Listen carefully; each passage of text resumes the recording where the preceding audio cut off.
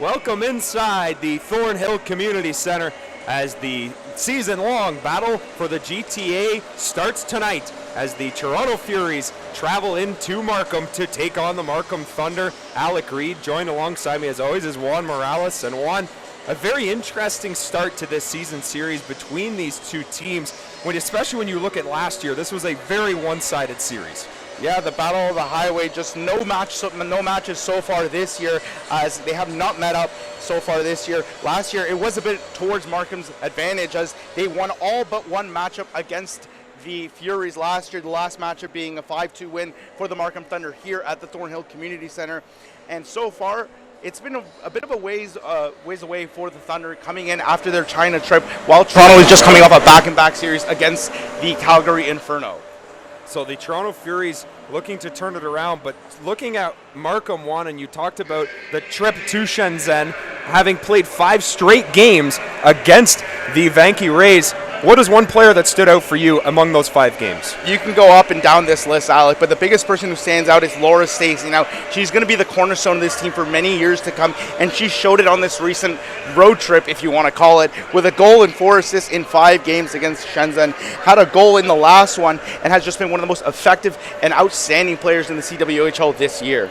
So for the Furies on a 4-game losing streak, looking to turn it around, having lost back-to-back games against Calgary and back-to-back against Montreal. But Juan, if they're going to turn it around, it's going to have to come from one of their rookies, and that's Brittany Howard. Yeah, she's by far been the standout player these last 5 games for the Furies. You know, you could look up and down the list, but she's been the one person who's been consistent. 4 goals in the last 2, a goal and 3 assists in the last 2 games against Calgary, and has kept up the pace despite the Furies being shut out in those 2 games against Montreal earlier a couple weeks ago.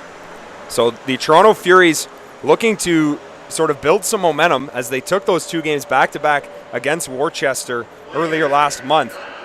But Juan, for a team that is really struggling, keep scoring right now, only having 14 goals so far this year, what do you need, if you're the Toronto Furies, who do you need to look to in order to turn that around? I think it goes to no one else but Natalie Spooner. She's been the rock and the heart and soul of this team for so long now, the career leader in points, games played. And, you know, she's the leader on this team. She's the captain. She's someone you have to turn to. So far this season, she hasn't had a bad year so far. In 9 games played, it's 4 goals and 2 assists. But you know you can expect better of her. And the surrounding cast has gotten a lot better for the Toronto Furies this year. You have a player like Sarah Nurse in her first year, coming over from the University of Wisconsin. The aforementioned Brittany Howard. Just name after name on this list who can contribute. But it all starts with their captain, and that's Natalie Spooner. And Juan, for Markham, looking at one player in particular, if you want to talk about the sort of backbone of this team, it has to be their captain, Jocelyn Larocque. Yeah, the veteran of this team in her 7th season in the CWHL. Played originally with the University of Minnesota Duluth, has played an amazing 103 career games with this team, 6 points so far for the left shooting defenseman. But, you know, you really got to see that this team has been playing on all cylinders lately. Despite, you know, the 2 losses in China, you have to travel. And I think we're going to see a very good game between 2 teams who have had some rest, some time to go over their game after a little bit of a tough schedule for both of them. So 2 teams battling for that last playoff spot. Currently, Markham sitting in 4th, Toronto sitting in 5th, just a few points behind them. So Juan, if you had to pick a couple of keys for each game, for each team for today's game, let's start with Markham. What would be a couple of keys if you're the Markham Thunder tonight? I mean, for the Markham Thunder, you have speed on your side. A lot of your players like to use the outside to get in, and I think the biggest thing is for the Markham Thunder to outlet to players like Stacey, to players like Ayla Schwarfar, who like to use their speed in order to cut into the inside and get chances. And for the Furies, on the other hand, it's to contain that speed, to not allow those wingers to get past your defense. It's going to be really important for them to contain, especially players like Schwarfar and Larocque on the back end, especially as their goaltenders have had quite the bit of work so far this year, as they have a number of new faces on their roster this year. So we are just moments away from ceremonial puck drop and the face-off here. And Juan, this is one of these games that can really be a turning point in the season, especially early on, as we are only 9 games in. But when you talk about building momentum and gaining, looking forward to the end of the season, Toronto now playing a back-to-back here, 1 game at home tomorrow, and the game here in Markham tonight. How important would it be for Toronto if not to win both games, but to at least get a split here. I mean, the biggest thing is first you have to score a couple goals to win, and they've struggled with that. We mentioned that that back-to-back series against the Canadiens just a few weeks ago, where they struggled to score at all. I think tonight it's a good opportunity just to reset, find your ground. You're close to home. You'll have a few fans in the stands, and you'll have a little bit of momentum. It's important that they get on the right foot in the first period in the first two frames, just so by the end of the third period, as Markham has been a very good third period team this year, to just get a bit of a lead and get your feet moving before you come back and go to Oakville tomorrow for that back-to-back game. We talked a lot about that trip that Markham made to Shenzhen, and a very successful trip at that, having taken 5 out of a possible 6 points. And looking at that trip, what was one thing, Juan, that sort of stood out to you as to how Markham was able to be so successful? I think it just talks to the depth that the Thunder have without their lineup, and you can't blame a team. It's so hard. This is the first time we've ever seen a team have to travel across the Pacific, across an entire time zone to play. You know, it's hard not to get off that plane and feel a little tired, but at the same time, they pulled, like you said, they pulled those 2 wins off, and in a pretty good fashion. The first one was a 3-2 win with Jess Jones and Rattray scoring all 3 goals, and then the second last game, it was on 1-0 win with Victoria Bach putting it in. It's interesting to see that a lot of the younger players are putting up a couple numbers here as well. So the Markham Thunder taking the ice here.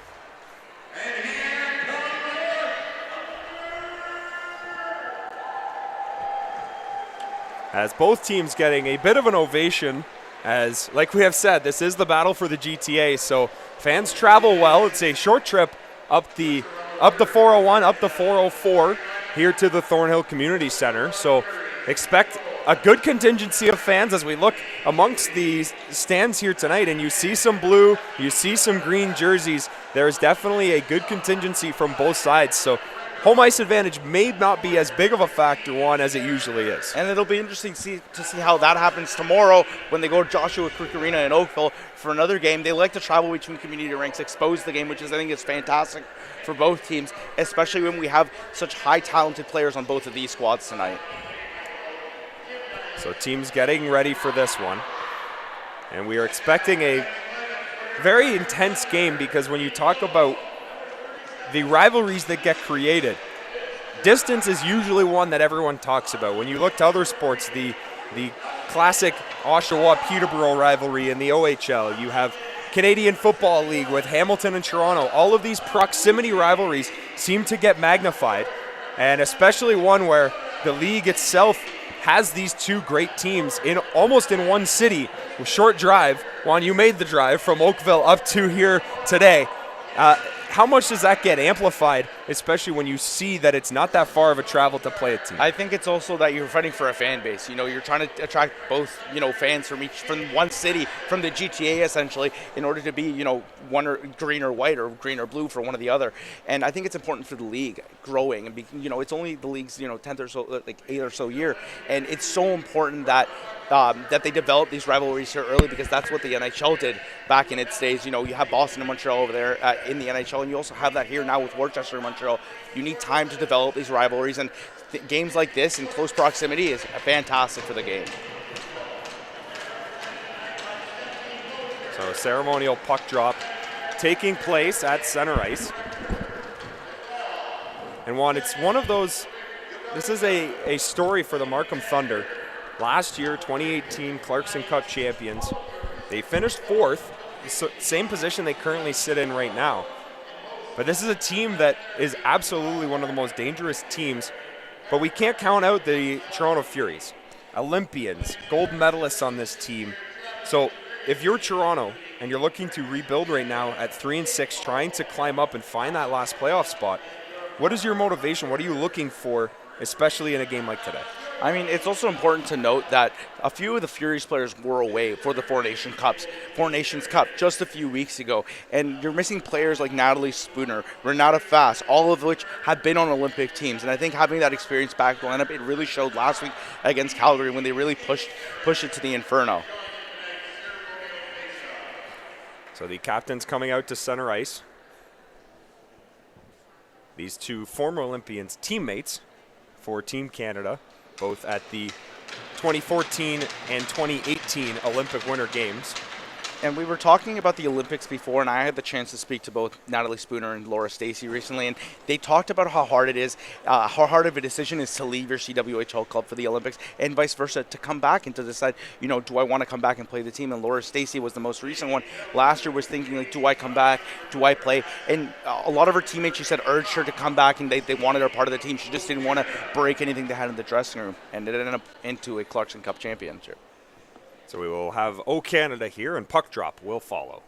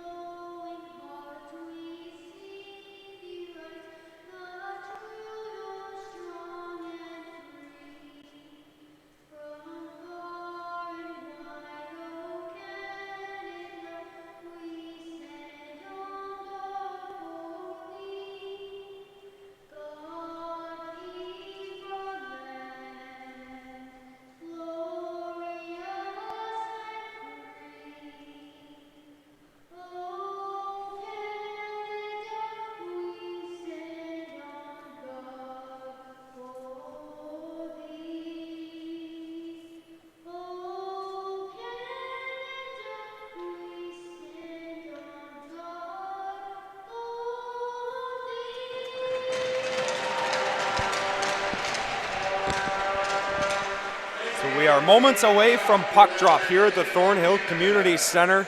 It's again Alec Reed, joined alongside me is Juan Morales. And Juan, just moments away from puck drop, perhaps a good time to have a look at tonight's starting goalies. In net tonight for the Markham Thunder is going to be Wilfrid Laurier alum Liz Knox.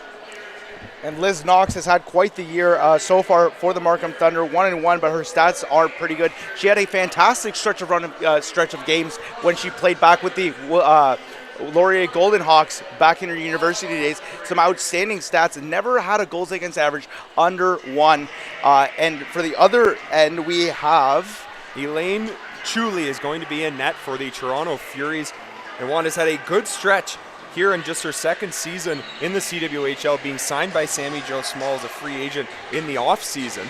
And what do you expect from Elaine Chuli tonight if they want to turn it around? She started a bulk of the games last year for the Vancouver before they disbanded, and she was a very good goaltender for that team last year in its first season. And she came back to Toronto knowing that she was coming home, and she's excited for the opportunity for playing for this team.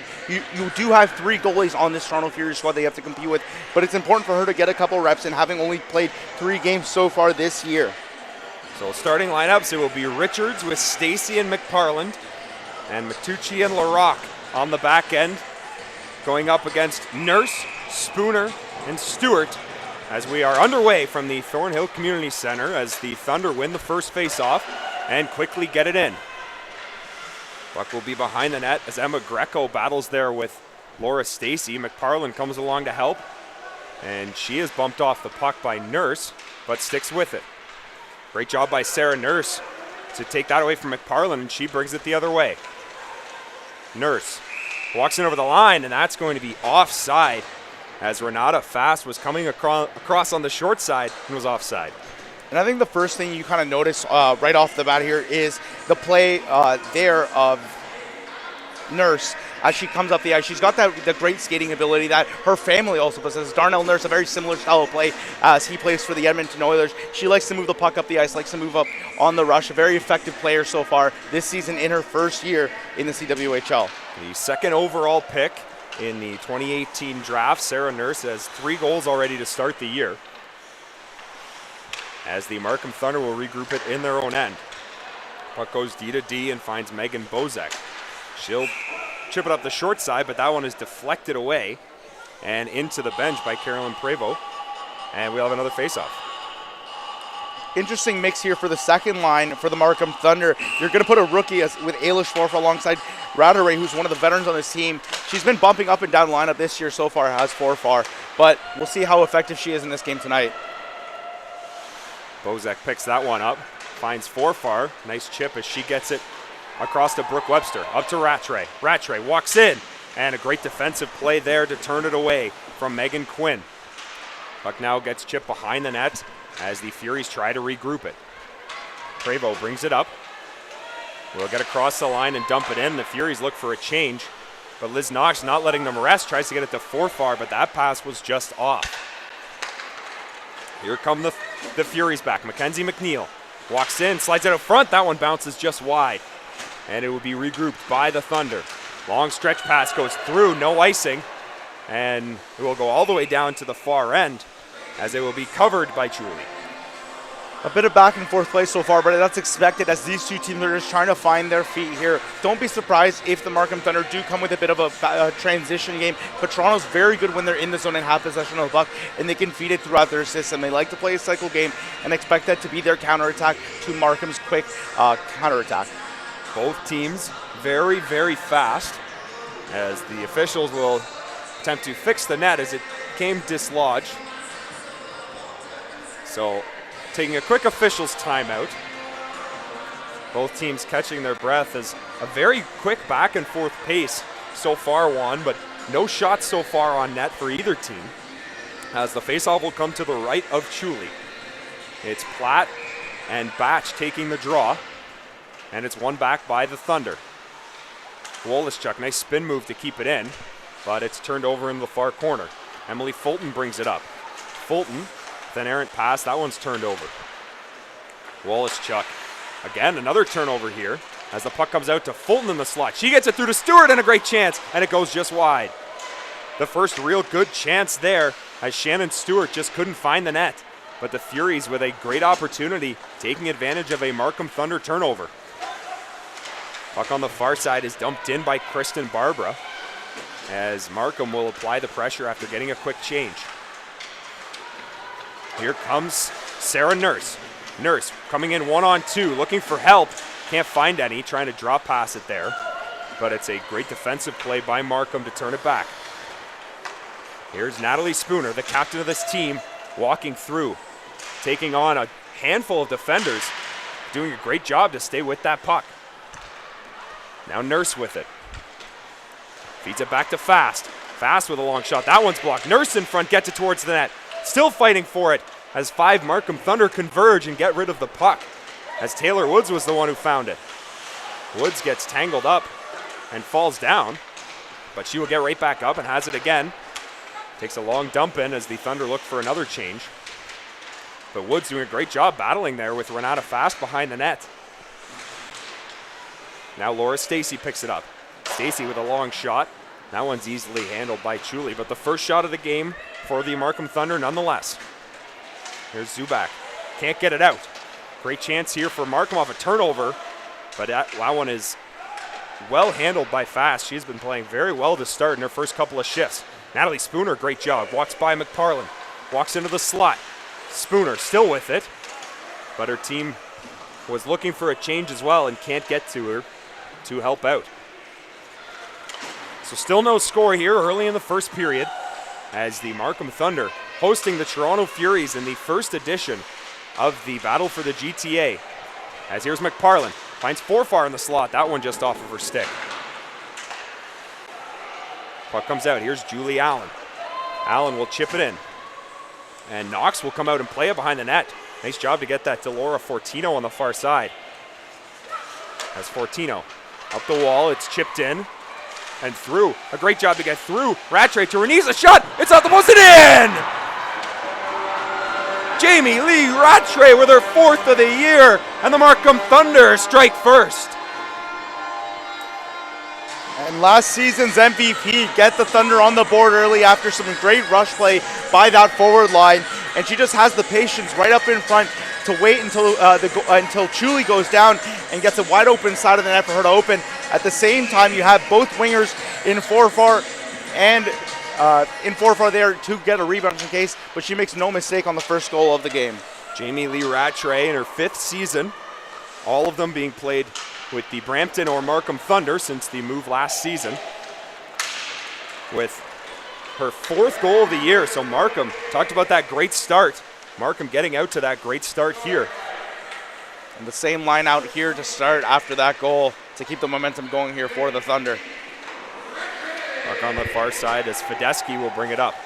Julie Fedeski with a long chip in right on net, so no icing. Liz Knox showing that puck handling ability, able to chip it out. Puck now to the goal scorer, Rattray.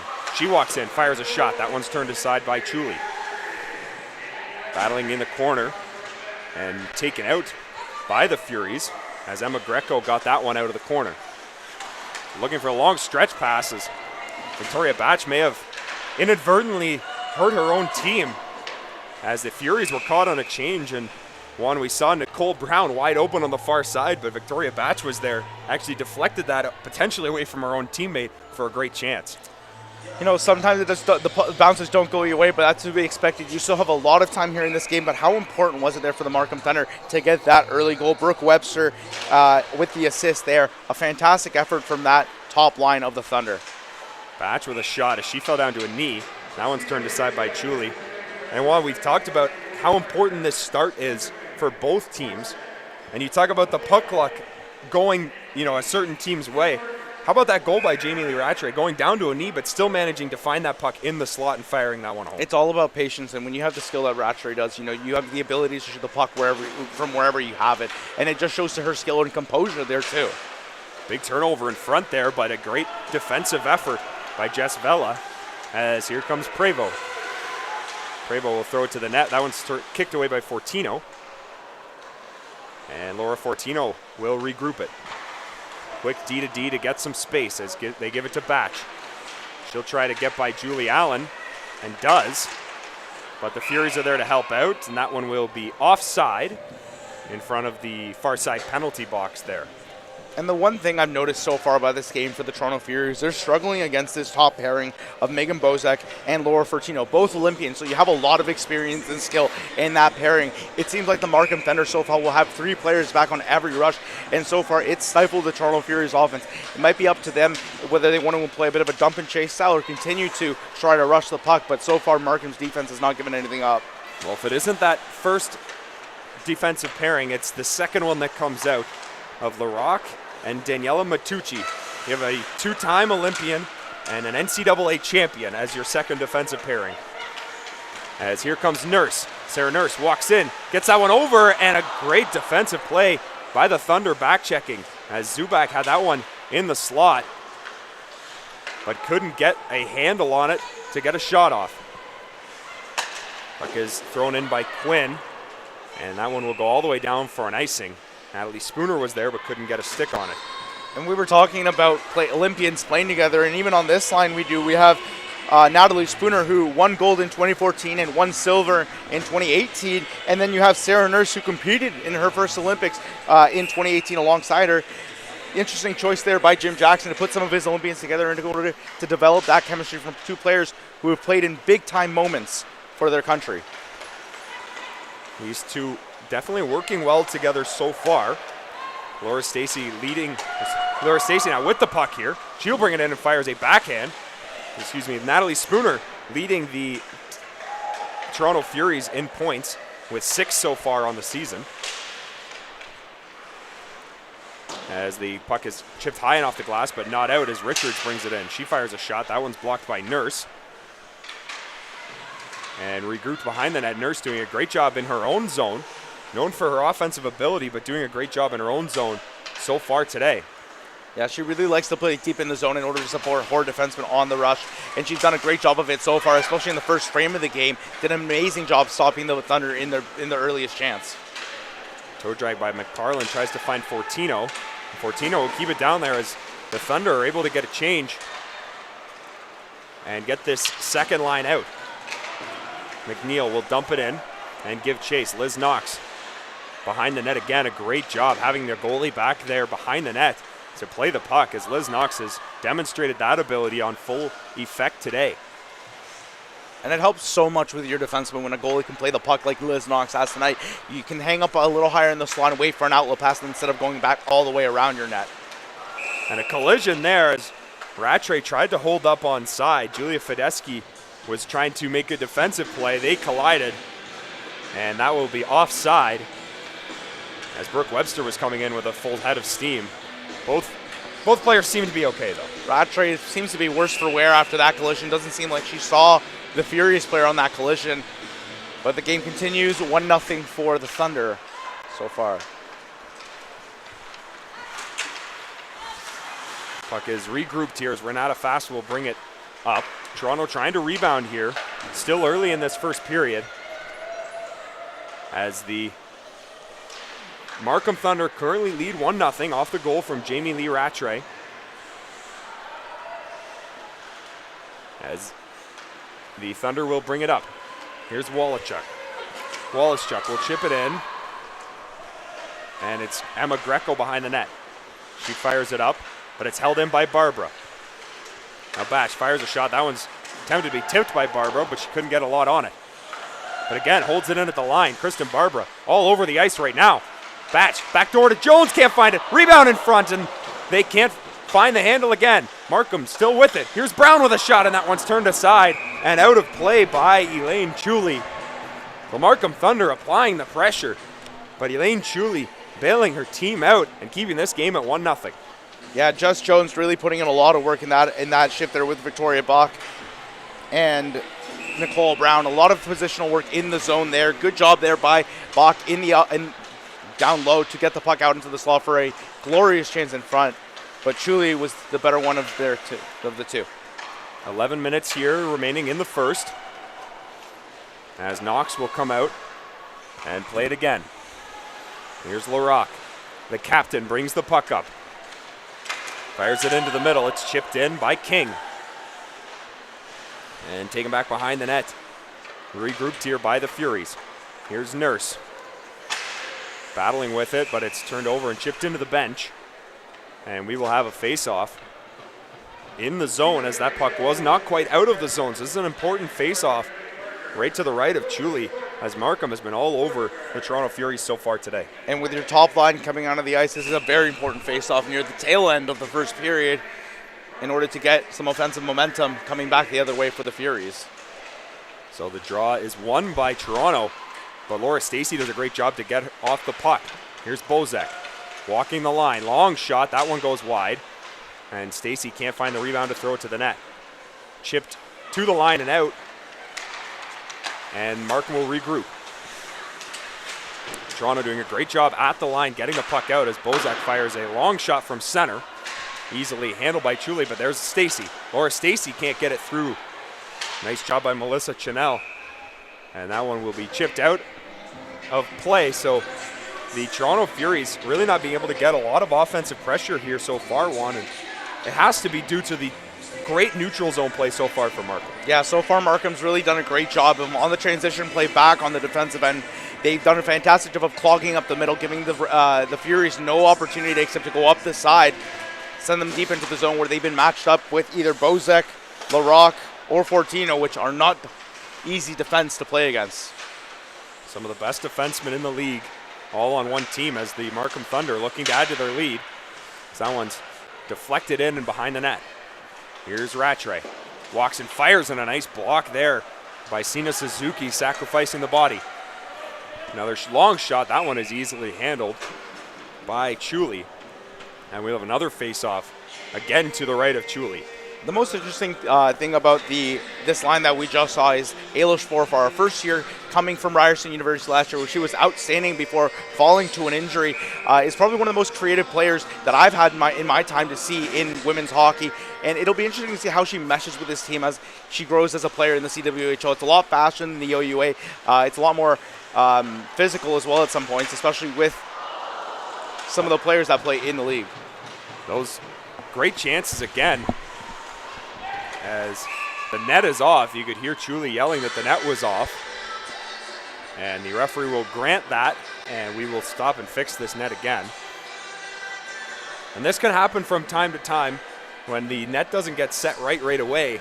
It can be a growing issue, and Juan, you as a former goalie will understand how frustrating it can be. You don't want the net to come off. It just happens. Especially when you're in the butterfly and you're trying to push off, and Julie does do that often. We've seen her all game as the Thunder like to play behind the net. She uses the post to push off, and obviously if that net's going to come off, your whole game is thrown off, and I totally understand where Julie's coming from as the Thunder line up for the offensive draw against the Furies here with Natalie Spooner against Bach in the circle. So the faceoff is won by the Furies, but quickly battled and grabbed by Jess Jones. Here's Batch. She fires a shot. That one's turned away by Chuli. A great job by the Furies to rally around and clear that one out. But it's quickly dumped back in. There's that neutral zone play that we spoke about. Sarah Nurse. She can really fly, and watch Nurse come in. Great speed, gets down the wing and fires it over to Zubak. Out in front, there's Spooner. She can't get a handle on it.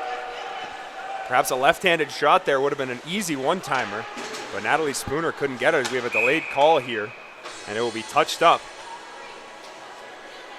as a roughing call for Markham will send Toronto to the power play.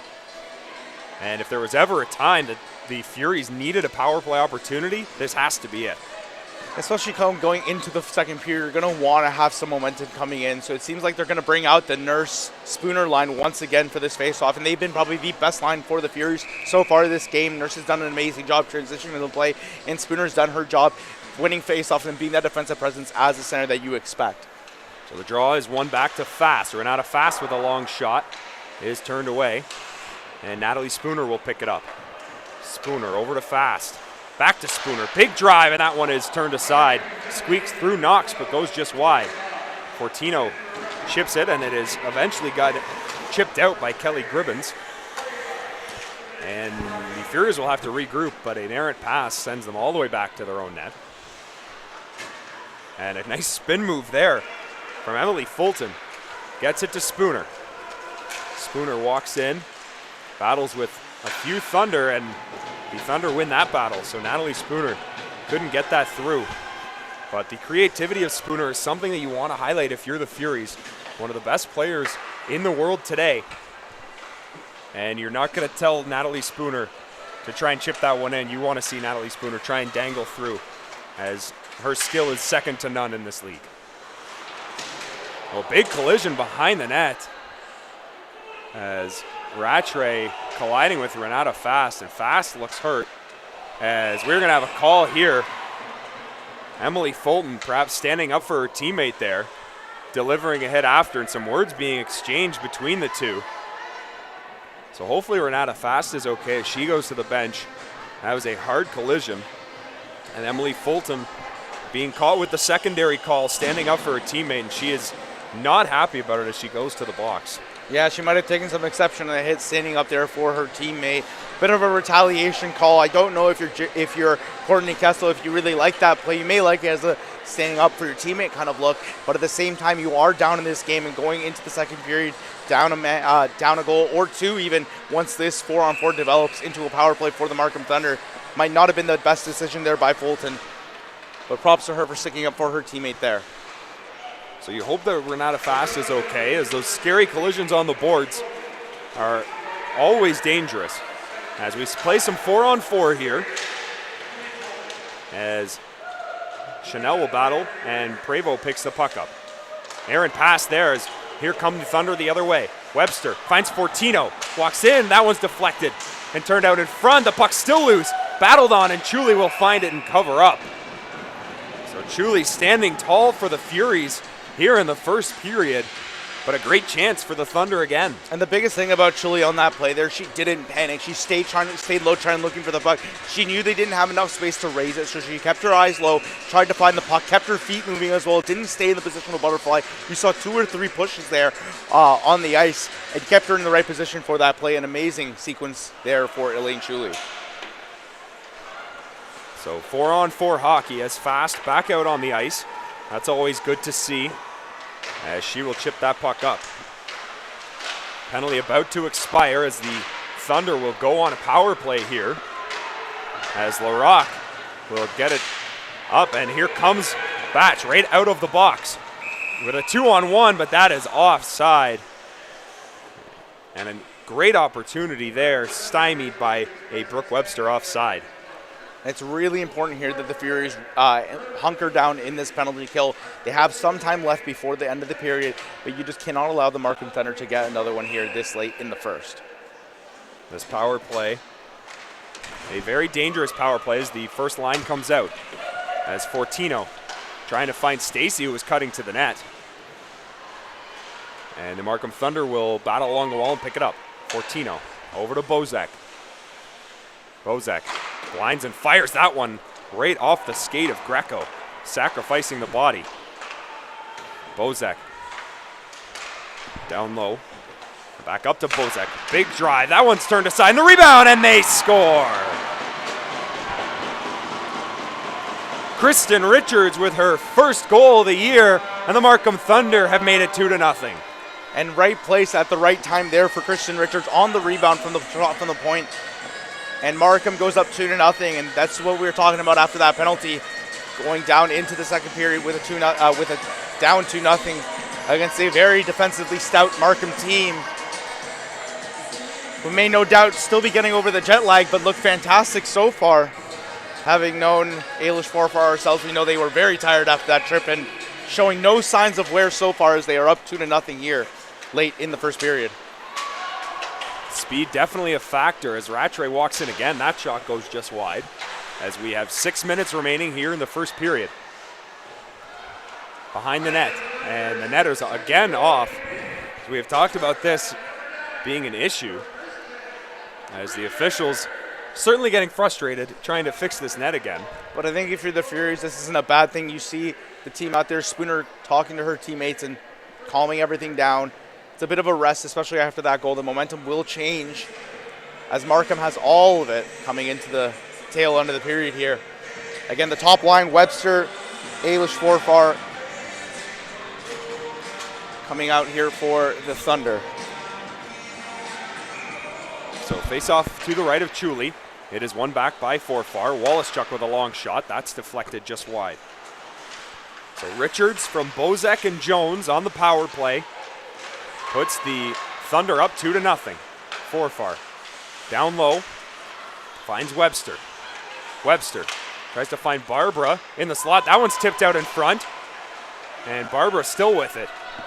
Kristen Barbara, with 2 goals so far in the year, provides a lot of spark from the back end. As this line is buzzing here for Markham. Webster drops it. Here's Wallace-Chuck. Long shot. That one's in front. And battled. Nice job by Chuli to stick it out. Here comes the Furies the other way. That one's fired right at the cameraman sitting in the penalty box. Thankfully did not hit him as he is not wearing any protective equipment. And this face-off will go inside the zone, but more importantly for Toronto, able to get a change there as that was a long shift in their own end. A lot of pressure from that second line there of the Thunder, and Toronto really has to get something going here to avoid going down into the intermission, down 2-0. So Toronto again struggling in the neutral zone as turnovers have really caught them so far, as they will regroup. But there's another turnover out in front. It's chipped in front by Becca King, but no one can find it. King now chips it in, but Fulton will recover. And Megan Quinn will bring it up. Quinn finds Stewart, but again met at the line, and that will be an offside call right by the Furies bench. Just going offside there was Becca King. So the pace, a furious pace so far here. Both teams, great neutral zone play. And I think if you're the Markham Thunder going into this intermission, the biggest thing is not to let this lead get to your head. Go in, think about how well you played, what things you can fix, and you know they've been great in the neutral zone. They've been really good in the offensive zone. All 4 lines really putting a lot of pressure and being able to cycle that puck. Seems like everything is going Markham's way so far early in this game. Puck to the line. Larock will find it. McParlin, that's chipped on net and off the head of Laura Stacy in front. Down again, Stacy picks it up. Battles with Sarah Nurse. Still with it. Finds Larock. That's tipped on net and just wide. What a great opportunity from almost a nothing shot, as that one was tipped by Kristen Richards. and just about home. So a great opportunity there for Markham again. And if you're Elaine Chuli, you're counting your lucky stars that didn't get deflected, and she's played a great game so far early, despite being down 2-0. I don't think any of the blame could be placed on her. She's been very strong when called upon, despite the 2 opportunities that were put in against her. Face off to the left of Chuli, and it is won cleanly by the Furies with a full head of steam. Here comes Fast. Fast will escape with the puck, and a delayed penalty call, as we are going to have a body checking call, as you saw Fast come with a full head of steam and was met just coming into the zone. You can see Kristen Barbara can't believe the call. Trying to settle her case here with the referee, but she's going to go to the box for 2 minutes for the tail end of the period here. And a really important chance here for the Toronto Furies on the power play. We saw last time that the Furies were on the power play. They really weren't able to generate much offense until the power play was over. As Fulton walks in, she fires a shot. Still with it though. Great job by Fulton to keep it in. As Sarah Nurse finds it. Nurse can't get it through, and it is cleared down. And last time we saw one on the power play, that power play was shortened by another penalty. So this power play just as important. Now a great chance to get back in this game at 2-1. Yeah, discipline's really going to be a factor here after that second one, and especially for the Toronto Furies here. If they have any hope of getting some momentum going into the period, a goal here would be very beneficial. As Gamble walks in, that's in front of the shot, and they score! Natalie Spooner with her 5th of the year, and just like that, it's 2-1. And the captain does it again, as we mentioned in the pregame, that she had to be crucial for this win. And again, right place at the right time. A shot by Gamble's put on the net, and Spooner's right there on the doorstep to clean it up. And it is 2-1 for the Markham Thunder following a Fury goal. That is Natalie Spooner for the Furies. Natalie Spooner with her 5th of the year, a 3-time CWHL All-Star, the captain of this team, and the greatest player in Furies history, proving why she is so valuable. As here's Julie Allen, she can't get it through, and Barbara out of the box will get it to Forfar. Long wide pass, here's Rattray. She will fire it to the net, but it's turned over. Long pass just missed there by Chanel,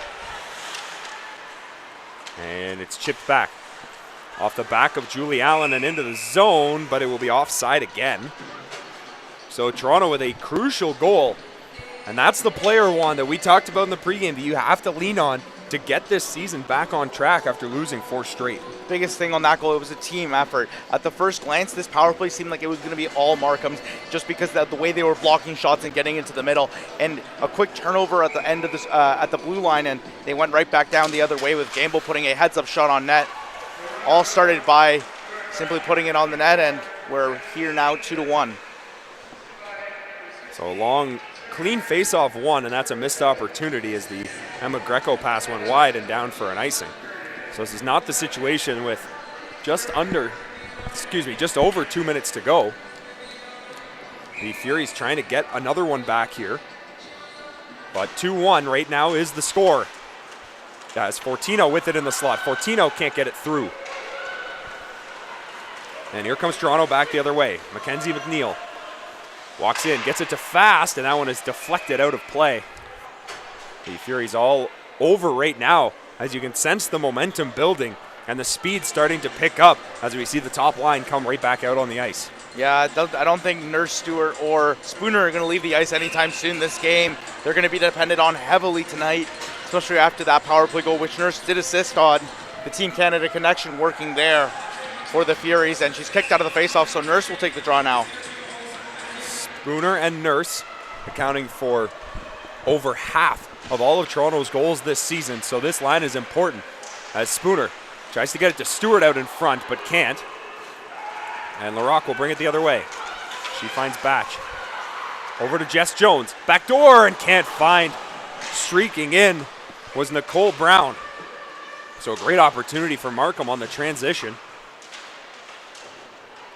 As Greco will get it behind the net. She chips it over to Spooner. Spooner with a long pass is turned over, but it is cleared out of the zone. Here's Batch. Well, again, great defensive play there, as now Sarah Nurse brings it in. Nurse drops to Stewart, but a nice job by Laura Stacey coming off the bench. As we approach the closing moments here of the first period, Markham still leading 2-1. As Fedeski chips it in. And Matucci will bring it around and out in front. A bad turnover there. And Jess Velo was almost the recipient of a gift. As here comes McParlin. Jenna McParlin. Long stretch pass gets chipped into the zone as we are in the final minute of the first period. Fedeski chips it along. Here's McNeil. McNeil to the backhand. Tries to slide it out front, but nobody there to help out. Suzuki to Prevost. She will dump it in. And there's Knox once again behind the net. That pass just misses, but it still works out as the Thunder get it out. Fulton can't find Nurse, as Megan Bozek will regroup. Bozek with a full head of steam being pressured by Allen. And gets it through and into the zone, and that will be covered up. Eventually the whistle there. So we have some shoving along the far side between Fulton and Bozek. So a very important face-off here with 11 seconds to go. One last chance for the Markham Thunder to try and add to this lead. And you have two players there at the point in Bozek and Fortino who could really let the puck go. A face-off win here by Webster could be essential for the Thunder as they line up here. But a clean win by Fulton, a big face-off for the Furies. And they will just kill the clock. So an important face-off win there. As we will finish the first period, the Toronto Furies currently down 2-1 to the Markham Thunder after 20 minutes of play. As Natalie Spooner with an important power play goal gets the Furies back within one. Yeah, and I think we kept talking about it the whole game, is how important was it not to go down, and it was really key that Spooner showed up when she needed to. But I really want to talk about Sarah Nurse throughout this period. She was fantastic so far. She was the main puck mover for the Furies.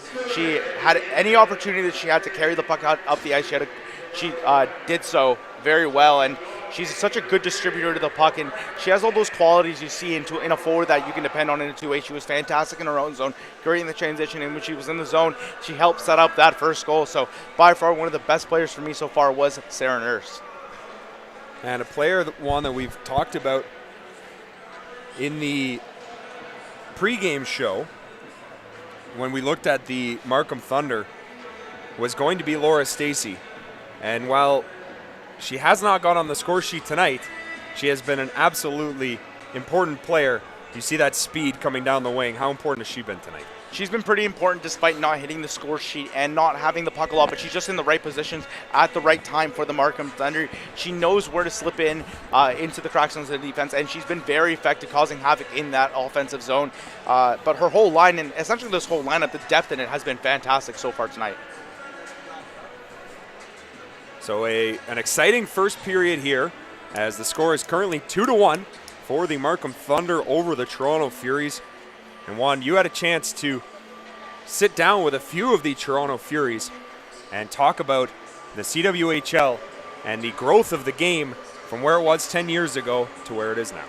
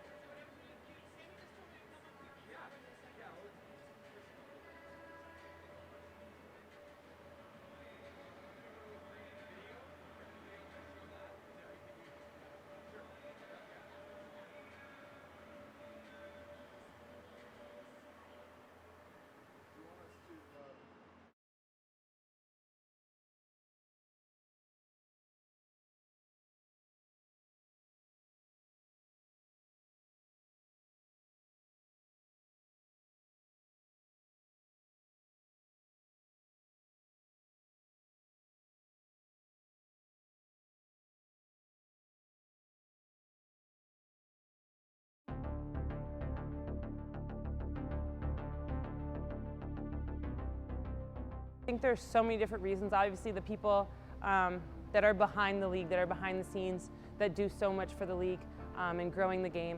But getting sponsors, getting our games on Sportsnet, getting fans out to the games, I think all of those things have helped.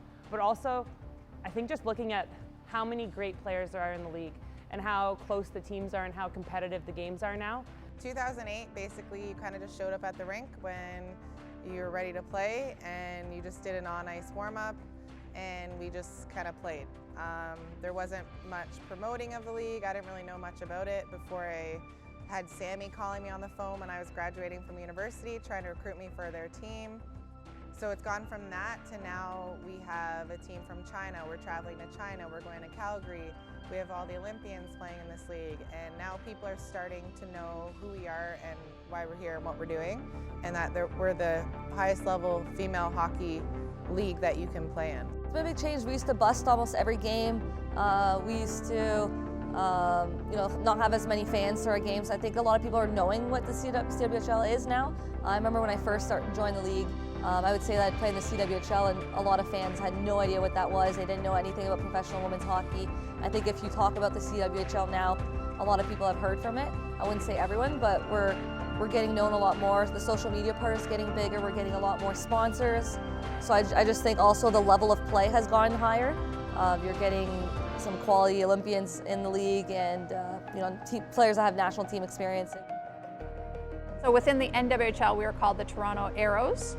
That particular organization was started by Ken Defton and Colin McKenzie. They were coming to the end of their careers and ended up selling us to Mississauga. In 2007, the owners of those teams, so who they had sold us to, had basically said that we're stepping away from the table and we don't want to make the wrong decisions. And so for 1 year, there's going to be no league. And so us as players kind of had to decide what to do, and we just really wanted a place to play. And so a bunch of us players got together and decided that we wanted to put together an interim league for that year. And so we created what became the players got together and decided that we wanted to put together an interim league for that year. And so we created what became the CWHL. I think there's a big shift right now in that it's not about the younger player, it's about the player that has had so many opportunities. And the opportunities, is one thing. What you do with the opportunities, another thing. By being out here and providing something inspiring for the girls over here, when they get to this age and they have the opportunity to play, they'll know that something's already been established for them, right? I think just hopefully inspiring the next generation to want to play hockey, and hopefully it can be a career for girls one day. And I think when I was little, I dreamed of playing in the NHL, and those guys make millions, but now hopefully the girls can dream of at least having a career and not having to have another job. And I think if it comes to that and girls can actually just focus on playing hockey, the level is just going to take it to a whole other level, because they'll be able to really just focus on training and focus on being the best players they can.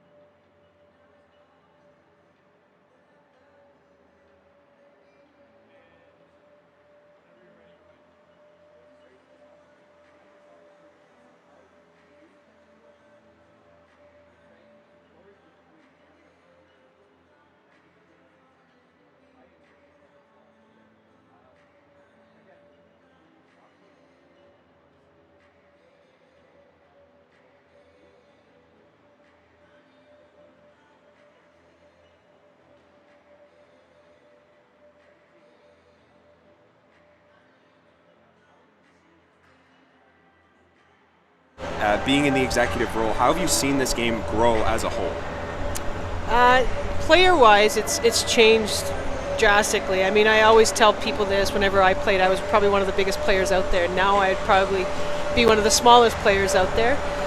Speed-wise, we always talked about in 2002 and 1998, I guess it was 2002, people like Chrissy Wendell played for the U.S., and she was a phenomenal hockey player, one that we've never seen the likes of before.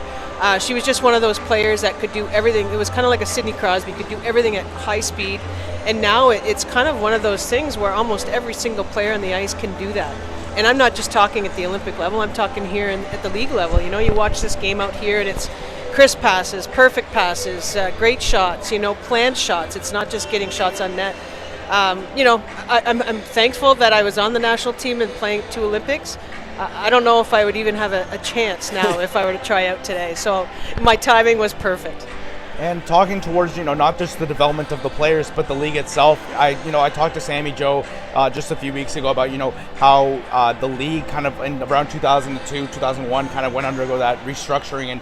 And, you played on the Brampton Thunder when you guys were part of the NWHL, and then there was a whole thing with the owner saying we weren't going to play, and you guys kind of had the chance to develop this league from the ground up. Can you talk a little bit about that experience and what that was like? Yeah, I mean, progressively it got better every year. And obviously that's in the foundations of games, that's where it has to happen. It was the same with the NHL, and you had the Western Hockey League and the National Hockey League. So I think it's natural for every league to go through that. But absolutely, I mean, when I played, we were still paying to play this game. And, whether it was $500 or $1,000, at least the players now today are getting, some money back and are actually being paid and actually have contracts in place, which is phenomenal. I don't know if I would have ever thought that I would see the time come. But the support that we have from communities, the support that we have from people being in the stands, if we're getting 300, 400, 500 people in the stands in a night, like that is phenomenal hockey to me, and our viewership. So, it's come a long way from the CWHL or from the NWHL to the CWHL, and I think it's going places. It's just going to take a little bit longer. So again, we're joined in the booth by Laurie Dupuis, and former general manager here with the Brampton Thunder before they moved to Markham. And we've talked about sort of the expansion of how the CWHL has evolved now with teams in China, Calgary, Worcester, now moving the team to Markham. Where do you see this league going in the next 5 to 10 years? What's sort of the plan for the CWHL? Well, I think they have so many plans in place, and I think they have a really good idea of where they want it to go. It's just a matter of building and getting there. I think it's a little bit tough with having 2 different leagues in place. You've really spread out the talent. Fortunately, a lot of the talent has come to the CWHL this year, which is fantastic and great news for our league. But we really got to combine both leagues and get everybody under one roof. And hopefully, I think that the grand scheme is to, eventually get into maybe the NHL taking it over, or having our own entity and making it the National Women's Hockey League in some capacity where it's, worldwide, keep China involved, whatever the case is. But I think that would be the best scenario, is to run this like a business, run it like an NHL, like an NBA, like a WNBA. And, the more promotion, the more marketing we get, the better the product's going to be and the better viewership we're going to have. And I think one of the biggest contributors is the quality of players that you guys have coming now. We have Natalie Spooner and Laura Stacey and a number of Olympians on the ice, and Hillary Knight coming to the league from the NWHL helps. What's the biggest thing that attracts these players, these high-profile players, to come play in this league? It's product, and I mean, people always laugh, but it's little things. It's like them walking in, and I walked in, the first thing I saw were the 2 banners saying Home of the Thunder. That was never something that we had in the past. It's having our own dressing room. It's being able to keep your equipment here. It's things like that. That's professionalism. It's having the contracts. It's having the equipment managers, having the trainers, every single piece of the support system in place so that the players can play at the most top level that they can potentially play at. And, having great coaches that have played the game. I know Jim has been here this is his 2nd year now. I was lucky enough to be part of that process of bringing him in, but he's played at a high level. He understands the mindset of elite athletes, and he understands what they need and what they don't need. So, I think the more access to expertise that these players have, the better quality they're going to be. Well, Laurie, we thank you so much for taking time. I know you're here trying to enjoy the game, so we'll let you get back to that. But thank you so much for taking some time. Thank you, guys. I appreciate it.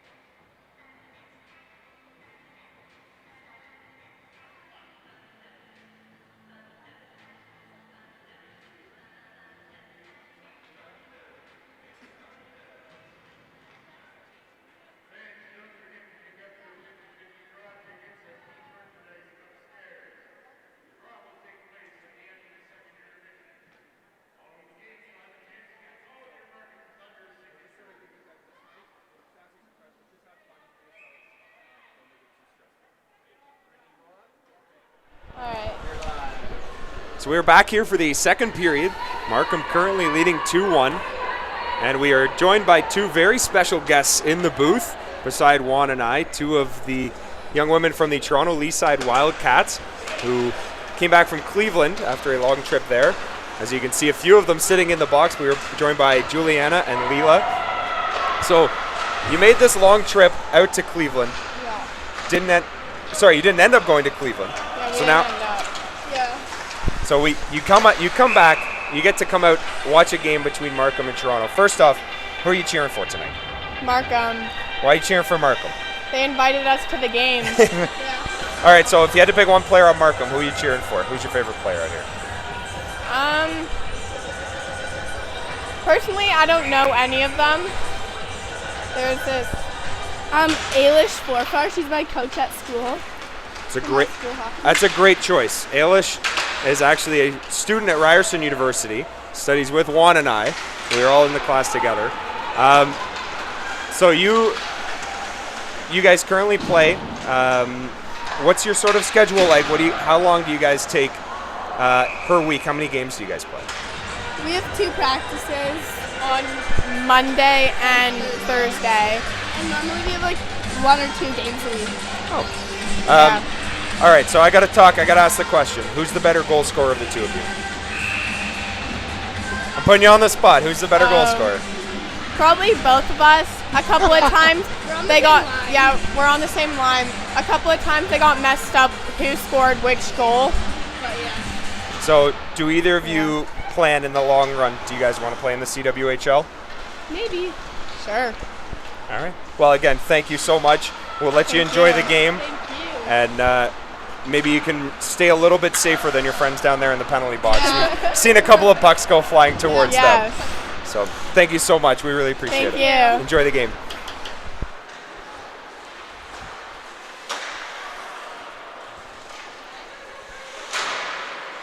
So 2-1 currently the score. The Markham Thunder leading. But Natalie Spooner brought the game back late on the power play as the Furies will bring it in. Long stretch pass. Back door there was Julie Allen. As Toronto trying to get something going here. Really struggled offensively in the first period, one being outshot 17-5. As here's Rattray. Defenseman falls down. That shot goes just wide. And I've really seen a lot more jump from the Furies this period. They started off really well, strong in the offensive zone for the majority. The first time I've seen them in the defensive zone in this period. So far, a great start for both teams, but the Furies really understand that this period is vital for the rest of the game. So an icing here. Something that we saw a lot of in the first period. Toronto missing on those long stretch passes. But talking about those stretch passes, it's going to be one of the only ways to beat this neutral zone trap that the Thunder are employing to break up that wall of green that you're going to see coming into the zone. And I think it's a smart choice, but it's a risky choice. You run the risk of icing, you run the risk of turnovers. But that's how the first goal came to be. It was a long pass from the defensive zone all the way up to the neutral zone, which ended up resulting in that first goal for the Furies. Puck along the far side is brought in as Allen will dump it in. So the first goals scored by Jamie Lee Rattray. Kristen Richards made it 2-0. Natalie Spooner then answered on the power play late in the first period as we currently stand at 2-1. The battle for the GTA as the Markham Thunder hosting the Toronto Furies in the first game of a back-to-back. These teams will meet in Oakville tomorrow night. And the Thunder still applying the pressure here as Brown battles with Fedeschi behind the net. Fulton there to help her teammate out. And she will chip it across. McNeil picks it up. Here's the stretch pass to Stewart. One-on-one with Larocque. Stewart, nice block there by Larocque as she gets both shin pads right in the way. Out in front, there's a chance. That one's chipped on net and handled there by Liz Knox, sticking with it the whole way. And a good heads-up play there by the Furies to get the puck in and get a chance on, but you really want to maintain that offensive zone presence, especially against a team so defensive heavy in the Thunder. Any shot on net would help at this point, however, especially with this top line now up. So the draw is won back by Markham and regrouped as Larocque gets it. And an errant pass. Sarah Nurse picks up in the slot, but right there and out of play as it goes off a stick. So the Furies having Markham so far in their zone. As you can see, Markham send their top line out of Richard, McParlin, and Stacy to try to answer, try to get this momentum back, because we all know how important it can be to run with the momentum as Toronto trying to even this one up. As here's Spooner in the slot, a great chance, but nice job there by Liz Knox sticking with it. And that is someone you don't want to see with the puck in the slot is Natalie Spooner. A bit of a change to the previous face-off. It was Nurse in that same position for a shot right off the draw on the backhand win. Interesting plays there by Courtney Kessel to tell her lines how to face off in order to gain as many opportunities as possible as soon as they get off the draw. So Courtney Kessel getting her first chance to coach against her former team this season. As she was drafted 6th overall back in 2011 by the then Brampton Thunder. As Matucci will fire it around. McParlin chips it out and Laura Stacy gives chase, but Renata Fast is right there and she will regroup it. Fast, long stretch pass, can't find Prevost, it's offside. What a great chance there as Prevost snuck in behind the defense, but it's just offside.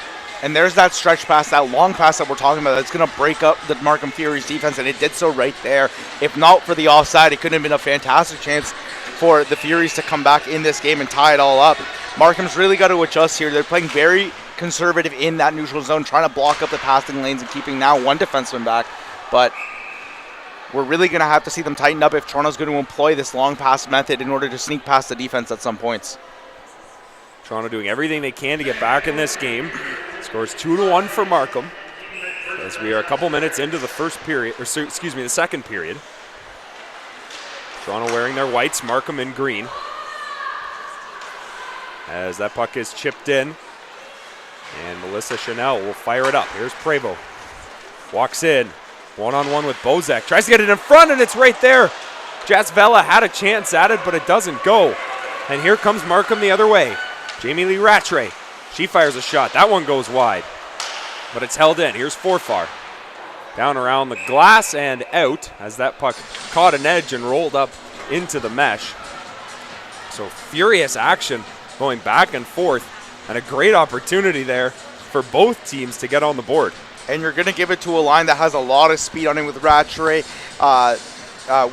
Forfar, and Webster. All three of those ladies can really skate up and down the ice. And this has probably been one of the better lines for the Markham Thunder tonight, not just in the defensive zone, in the neutral zone, but offensively. They've probably been the hardest working line. Lots of rotations, lots of passing around, back to the defense. The Thunder really do like to activate their defense in the offensive zone to get as many touches as they can just to wear out the opponent. Julia Fedeschi gets that one behind the net. And along the wall, battling for it, were 3 Thunder players. And they win, and that one is fired off the official as she winces along the far side. Behind the net is Kristen Barbara. Barbara will leave it for Batch as she will bring it up. Can't get by. A nice defensive play from Jessica Platt. And Barbara will set it up behind the net again. Barbara, long pass to Brown. Gets it through. Here's Jess Jones. Jones toe drags, and what a great stop there by Chuli.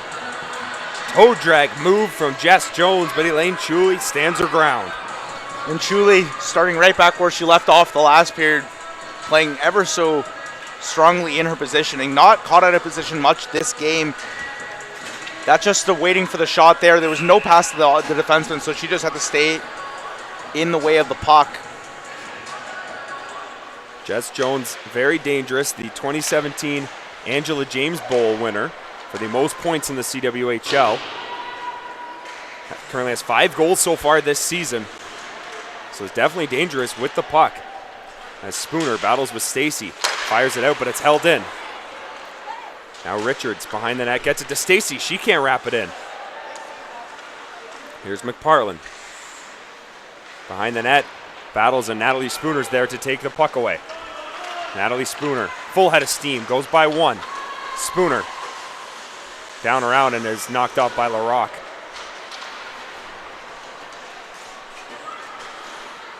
That's what it's going to take sometimes to slow down Natalie Spooner, is another fellow Olympian. As when Natalie Spooner gets a full head of steam and gets that speed going, she can be incredibly dangerous.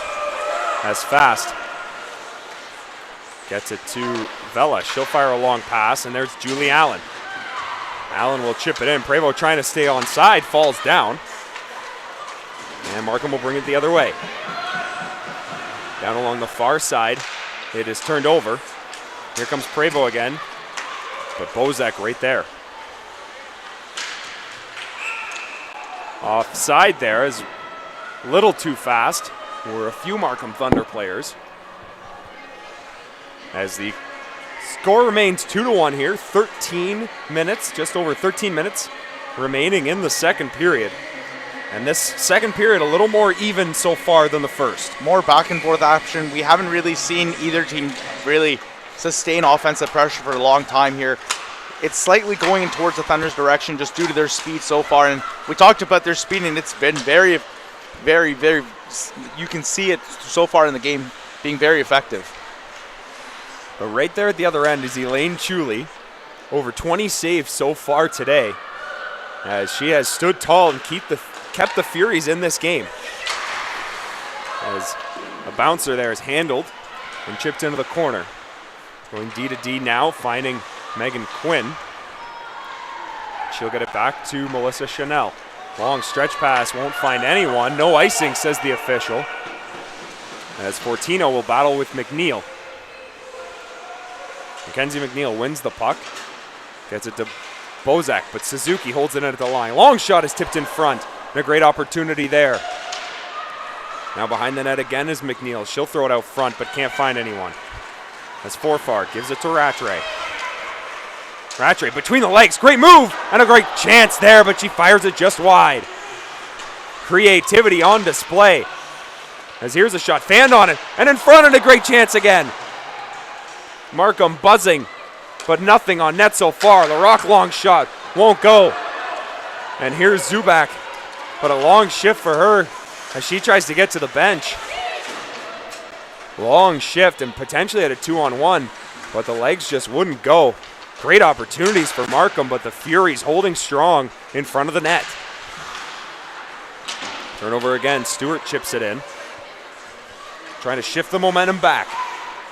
Here's Batch. Long stretch pass, won't find anybody. Natalie Spooner brings it up, finds Nurse. Nurse with a long shot, that one's blocked. Now Nurse battles in the corner. Here gets it to Stewart.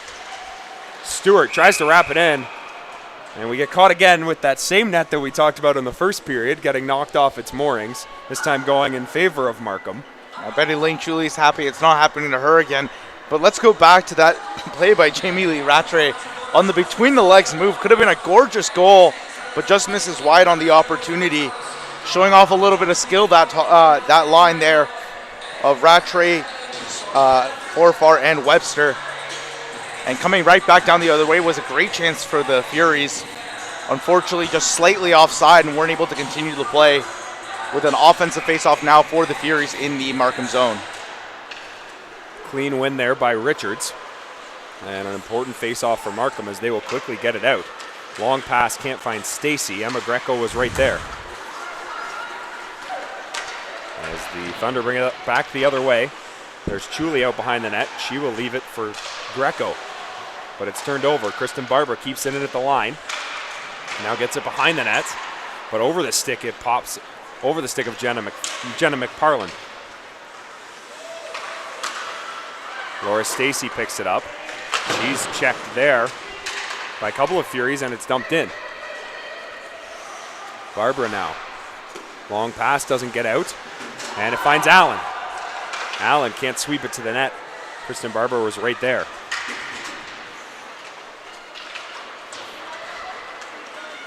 Laura Stacy now being checked again. Great job battling for it as the Furies will chip it in. But a long pass was just by the stick of McParland, and that will be an icing. So great opportunity there for Markham, but that is going to be a tough icing as the officials sort out who was on the ice trying to get the correct Markham Thunder back out. So a long shift here as this top line of the Thunder will be stuck out. So head coach Courtney Kessel responding with her top line, sending Nurse, Spooner, and Stewart out, and a great opportunity here for the Furies. Yeah, and the Furies have done a really, really good job this period so far to facilitate their defense a little better than they did. They've held this top line off pretty well so far this game, and with that top line out there, with the two top lines out there, we're sure to get a little bit of an entertaining turnaround here. Lots of talent on the ice, lots of Olympians on the ice. Draw is shoveled to the net, and that's a huge whistle for the Thunder as this line goes straight to the bench. Yeah, that line really did need a break, but now you have the top line of the Furies still on the ice with the second line of the Markham Thunder coming out, which could be a first line on any other team due to the talent that they have. We see Rattray there after that move. She had a glorious opportunity earlier this period to give the Thunder a bigger lead. Face off to the right of Knox is one clean by the Thunder. Puck is chipped up and into the zone, and Chuli will cover it up. So a quick flip of the ice. Now all of a sudden an offensive zone face-off for the Thunder after a few defensive zone face-offs with some tired legs. So a great opportunity there for Toronto. Couldn't win a face-off and now has to play some defense. Face-off to the left of Chuli. In the face-off was one clean by Markham, but it goes right out of the zone. Regrouped back there is Chanel. She finds Stewart. Stewart chips it in. Knox finds it behind the net. Puck is held in at the line. Chanel over to Nurse. Nurse out in front. Here's Spooner with a great chance and a nice save. And the rebound's in front. It's still loose. Nobody can find it. Jamming away at it. Spooner can't get it. Rebound in front. Spooner again. Chanel at the line. Long shot just goes wide. The Thunder hanging on for dear life as 5 or 6 incredible chances for the Furies can't find the back of the net. And if there was ever a time to tie the game, that might have been it. And Liz Knox really standing tall there. Hasn't been called much upon this game, but fantastic sequence of events there and fantastic saves from her on the top line of the Furies. Spooner stops up on the wall, finds Fedeschi. That one's tipped in front. There's Spooner again on the short side, can't get it to go. Battling now behind is covered by Liz Knox. And what a sequence of events. The Toronto Furies all over the Markham Thunder, but can't find the net. I think the only person who saw the puck was the linesman because the whistle didn't go. Knox never had a handle on it, and both Spooner and Nurse had fantastic chances. And then a point shot right after that went just a hair wide of the post. Could have been a huge opportunity there for the Furies, and the momentum is certainly coming in their way now, especially in the offensive zone. The play down low is the most impressive thing for me. They're really wearing out the Markham defense by playing the puck behind the net, and then they always have someone in the slot, whether it's Spooner or Nurse or Prevost on the other line. There's been an active slot presence the entire game there for the Furies, and they haven't had a good chance there yet, but usually when you get the puck into the slot, good things will happen. So the referee sorting out a Markham Thunder change here, saying that they didn't change in time, so sending a few Thunder back out onto the ice. So a bit of a mismatch of lines here, but Forfar wins the draw clean. Now with a head of steam is Bozak as she chips it out. And here come the Furies the other way. Zubak chips it down. Battling behind the net is McNeil. McNeil turns it over. Fortino gets it to Forfar. She will just chip it out. Here's Fedeschi. Battles with King right off the bench. And Gribbins will get stripped by Gamble. Here's McNeil again. Mackenzie McNeil walks in to the backhand, can't get it through.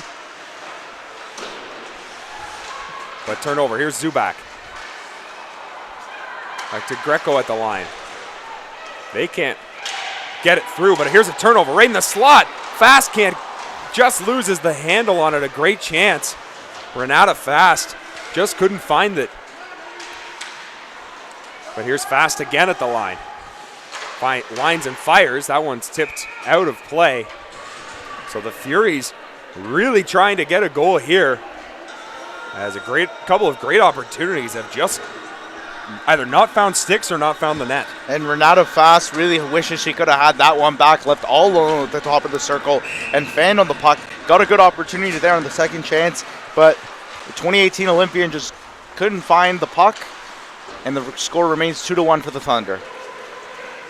Renata Fast, part of that Clarkson University factory of women's hockey players that have come up to the CWHL. As here's Batch behind the net. She fires a shot that is deflected wide.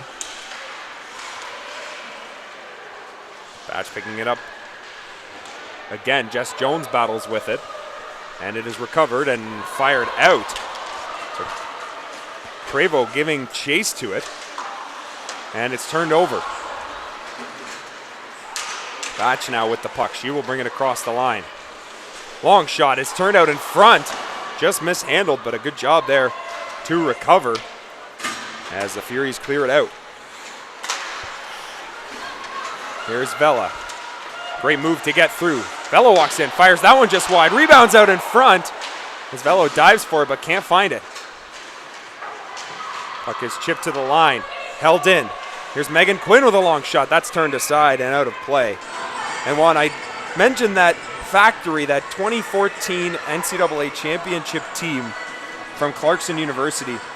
Somebody else who was on that team, Jamie Lee Rattray. And Jamie Lee Rattray, again, one of the most effective players so far tonight for the Markham Thunder.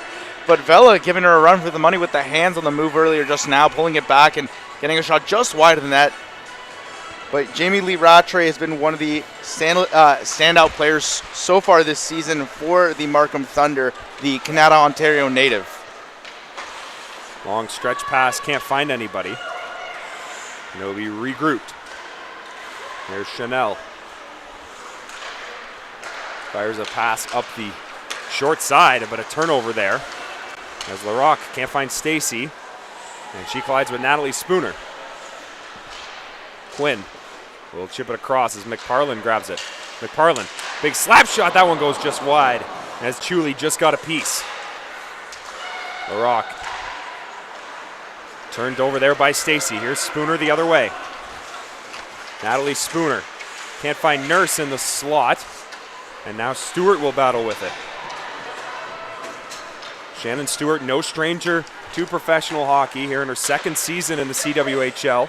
Was also a professional hockey player in both Sweden and in Germany. So no stranger to the big lights as here's Gamble brings it out in front. And another strip by Gamble. She fires a backhand shot, and what a save from Liz Knox. Keeping this one at 2-1, but what an effort by Anissa Gamble to get the puck on net. Excellent effort here from the rookie, still looking for her first point this season. And she actually did get that first point earlier on the assist on the goal by Natalie Spooner. Don't mean to correct you like that, but a great chance, but Knox with a fantastic glove save there to keep the Thunder alive in this game. Here comes a 2-on-1. Here's Webster, can't get it to the net. Bozek at the line, walks across and finds Forfar. Forfar down to Rattray. And we're going to have a delayed call here as that one's thrown out in front to Forfar, and they battle in front. Rattray wins that battle, so 6-on-5 here until the Furies can touch the puck. Bozek winds and fires, that one stopped. And Zubak will touch it up. And we will have a penalty here. As Julia Fedeski will go to the box for 2 for boarding is the call. So just a battle in the corner, and Fedeski with a little bit too big of a hit into the boards. So this dangerous Markham Thunder power play will go back to work and looking to extend this lead here. Second unit on the ice.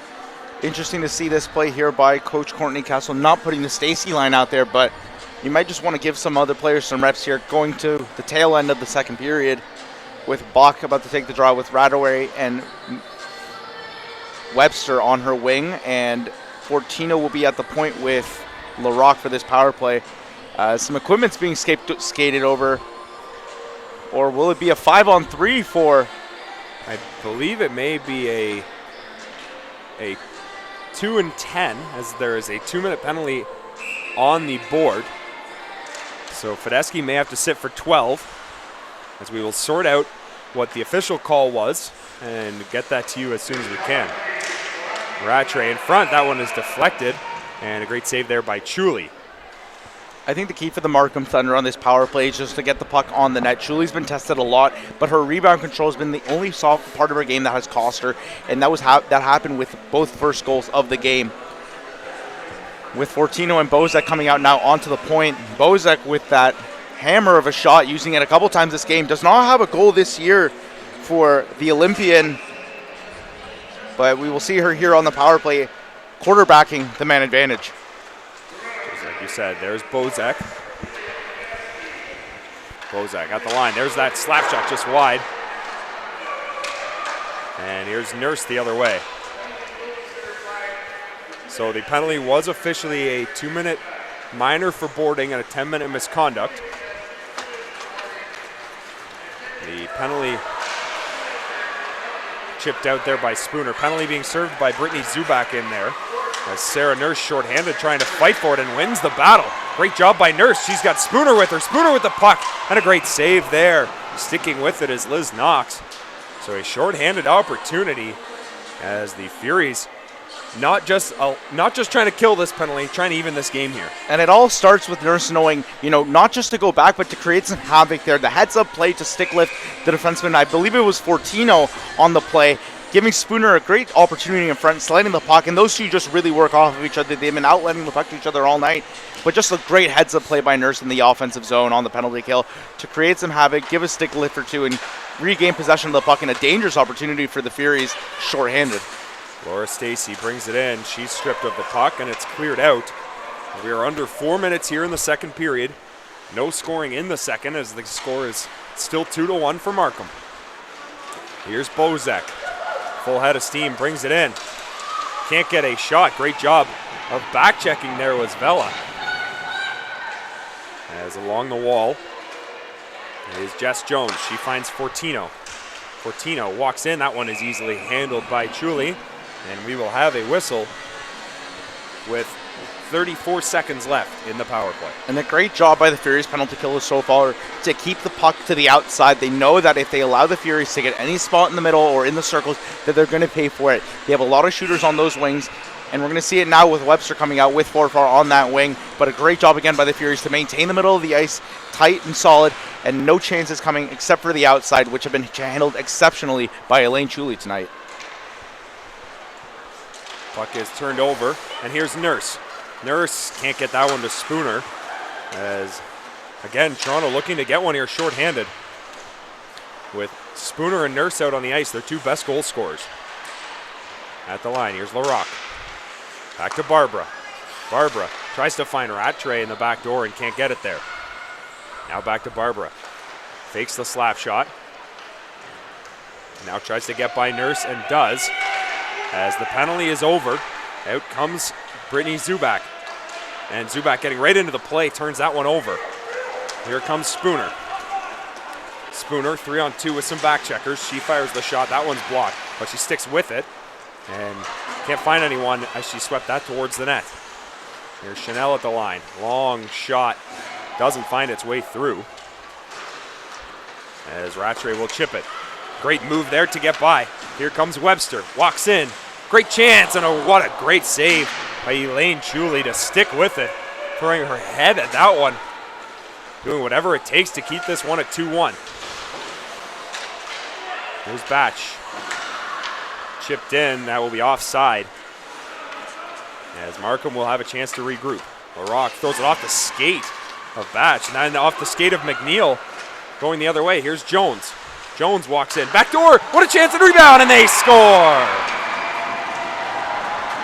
Victoria Batch with her 5th of the year, and the rookie has made it 3-1 for Markham. And the Milton, Ontario native with a fantastic chance right in front. Similar to that Spooner goal, left all alone in front on a rebound from a first amazing save from Chuli, but just no chance on the second opportunity. And Batch puts it in. The Thunder are now up 3-1 on the tail end of the second period, and it'll be really interesting to see how the Thunder respond here as their second line comes on.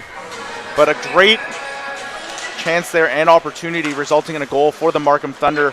After a power play that left a lot to be desired, they've come back and given the building some life. So just under 2 minutes to go. As Victoria Botch with her 5th goal of the year. As that is offside there, the Thunder will have to regroup. So an important 3rd goal here with under 2 minutes to go. Now the Furies trying to get one back. Here's Fulton. Fulton with a chance. That's blocked and deflected into the gut of Fortino. She holds on to it and gets it back again. Here's Brown. Chips it to Botch.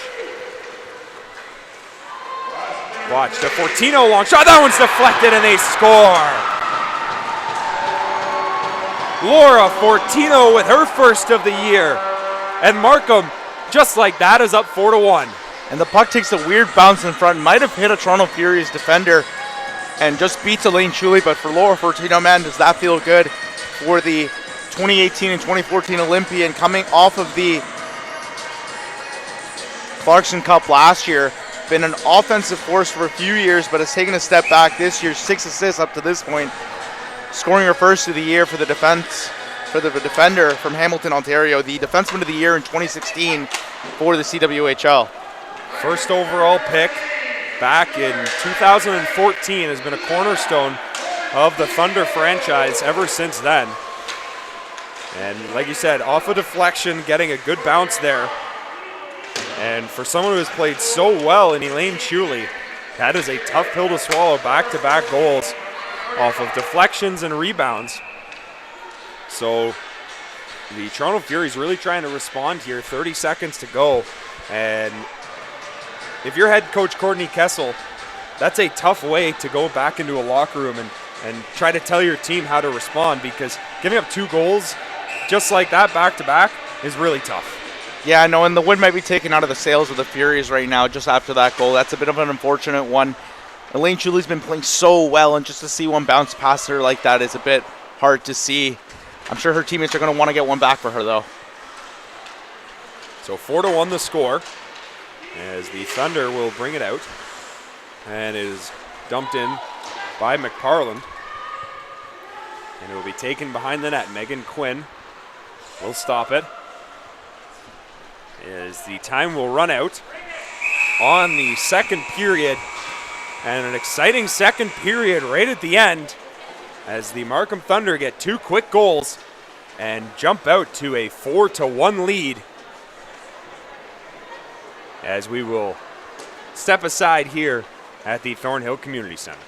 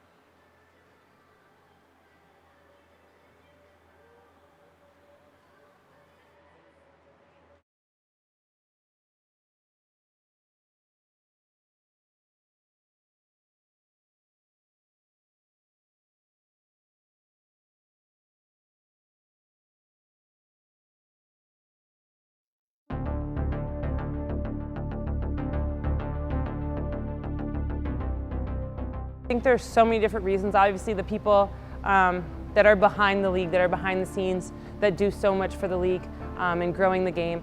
But getting sponsors, getting our games on Sportsnet, getting fans out to the games, I think all of those things have helped.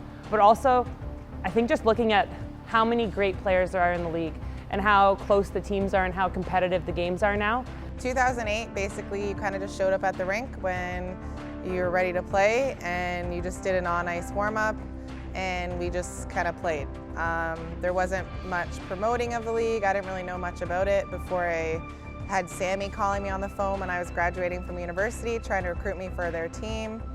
So it's gone from that to now we have a team from China. We're traveling to China, we're going to Calgary.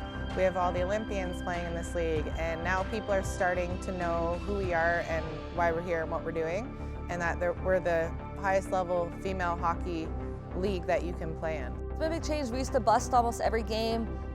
We used to not have as many fans to our games. I think a lot of people are knowing what the CWHL is now. I remember when I first joined the league, I would say that I played in the CWHL and a lot of fans had no idea what that was. They didn't know anything about professional women's hockey. I think if you talk about the CWHL now, a lot of people have heard from it. I wouldn't say everyone, but we're getting known a lot more. The social media part is getting bigger. We're getting a lot more sponsors. So I just think also the level of play has gone higher. You're getting some quality Olympians in the league and players that have national team experience. So within the NWHL, we are called the Toronto Arrows. That particular organization was started by Ken Defton and Colin McKenzie. They were coming to the end of their careers and ended up selling us to Mississauga. In 2007, the owners of those teams, so who they had sold us to, had basically said that we're stepping away from the table and we don't want to make the wrong decisions. And so for 1 year, there's going to be no league. And so us as players kind of had to decide what to do, and we just really wanted a place to play. And so a bunch of us players got together and decided that we wanted to put together an interim league for that year. And so we created what became the CWHL. I think there's a big shift right now in that it's not about the younger player, it's about the player that has had so many opportunities. And the opportunities, is one thing. What you do with the opportunities, another thing. By being out here and providing something inspiring for the girls over here, when they get to this age and they have the opportunity to play, they'll know that something's already been established for them, right? I think just hopefully inspiring the next generation to want to play hockey, and hopefully it can be a career for girls one day. And I think when I was little I dreamed of playing in the NHL, and those guys make millions, but now hopefully the girls can dream of at least having a career and not having to have another job. And I think if it comes to that and girls can actually just focus on playing hockey, the level is just going to take it to a whole other level, because they'll be able to really just focus on training and focus on being the best players they can.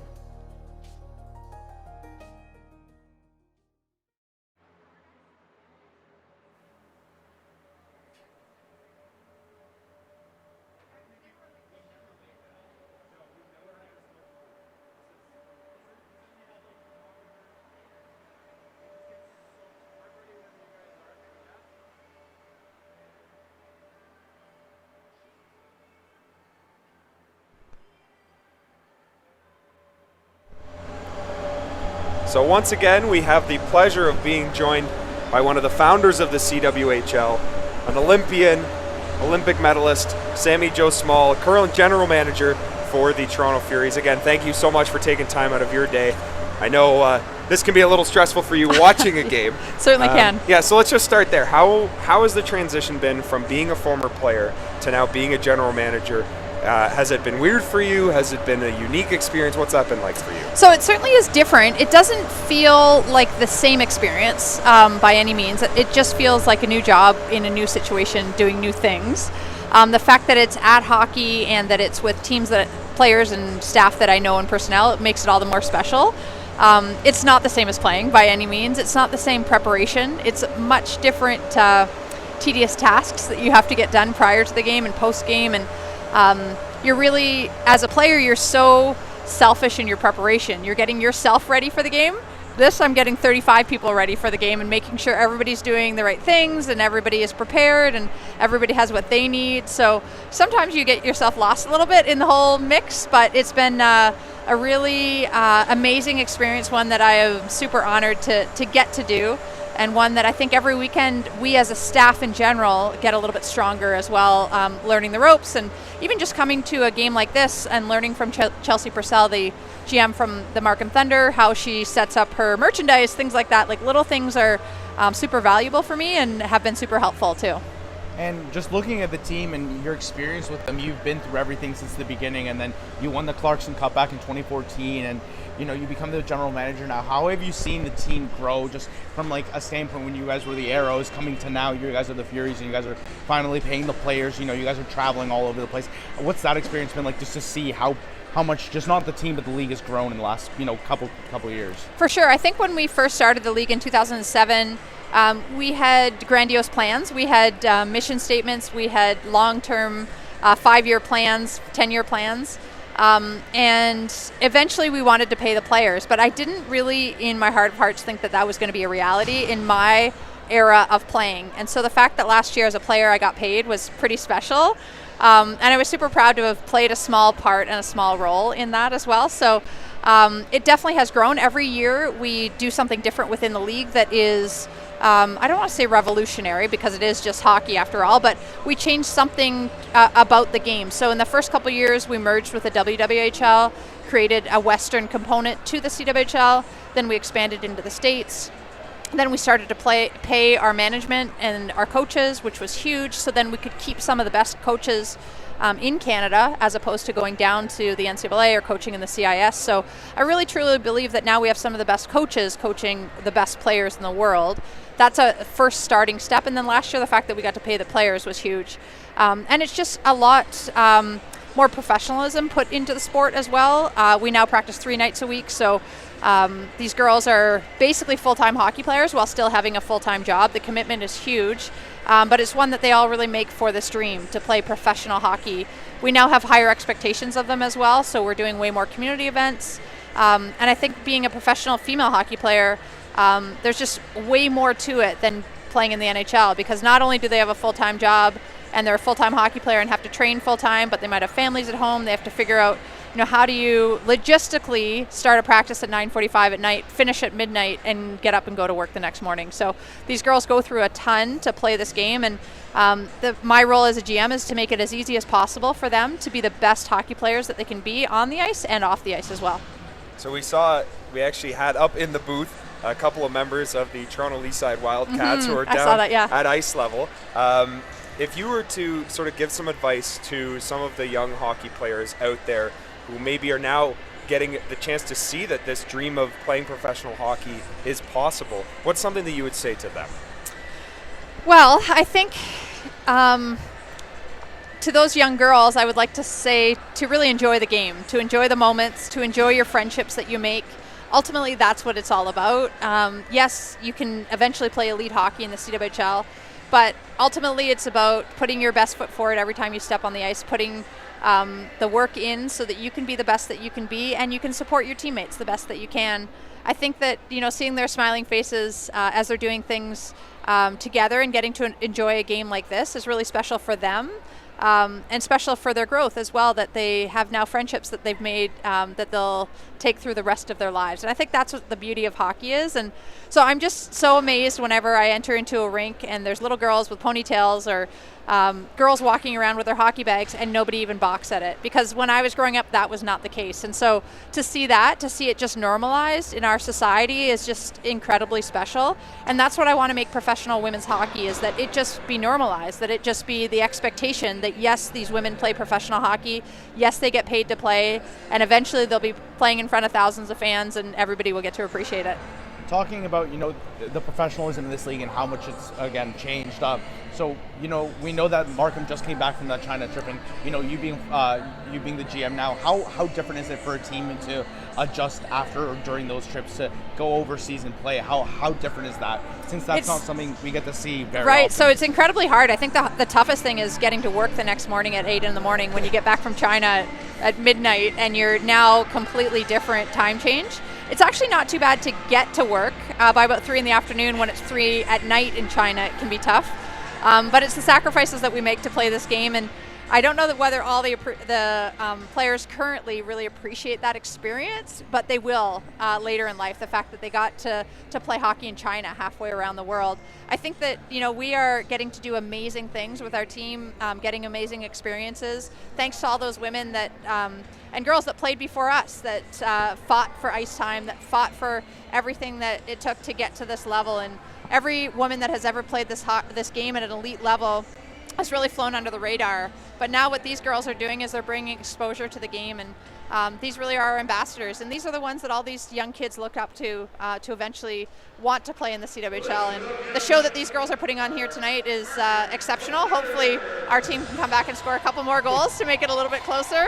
But these two teams are on paper, I think, pretty evenly matched, and should be a good third period. Well, we'll go let you enjoy, I guess, to an extent. Be a real the rest GM, of right? The game. There we go. And Thank you. Thank you for taking some time. Thank you guys so much. Really appreciate it. Thank you.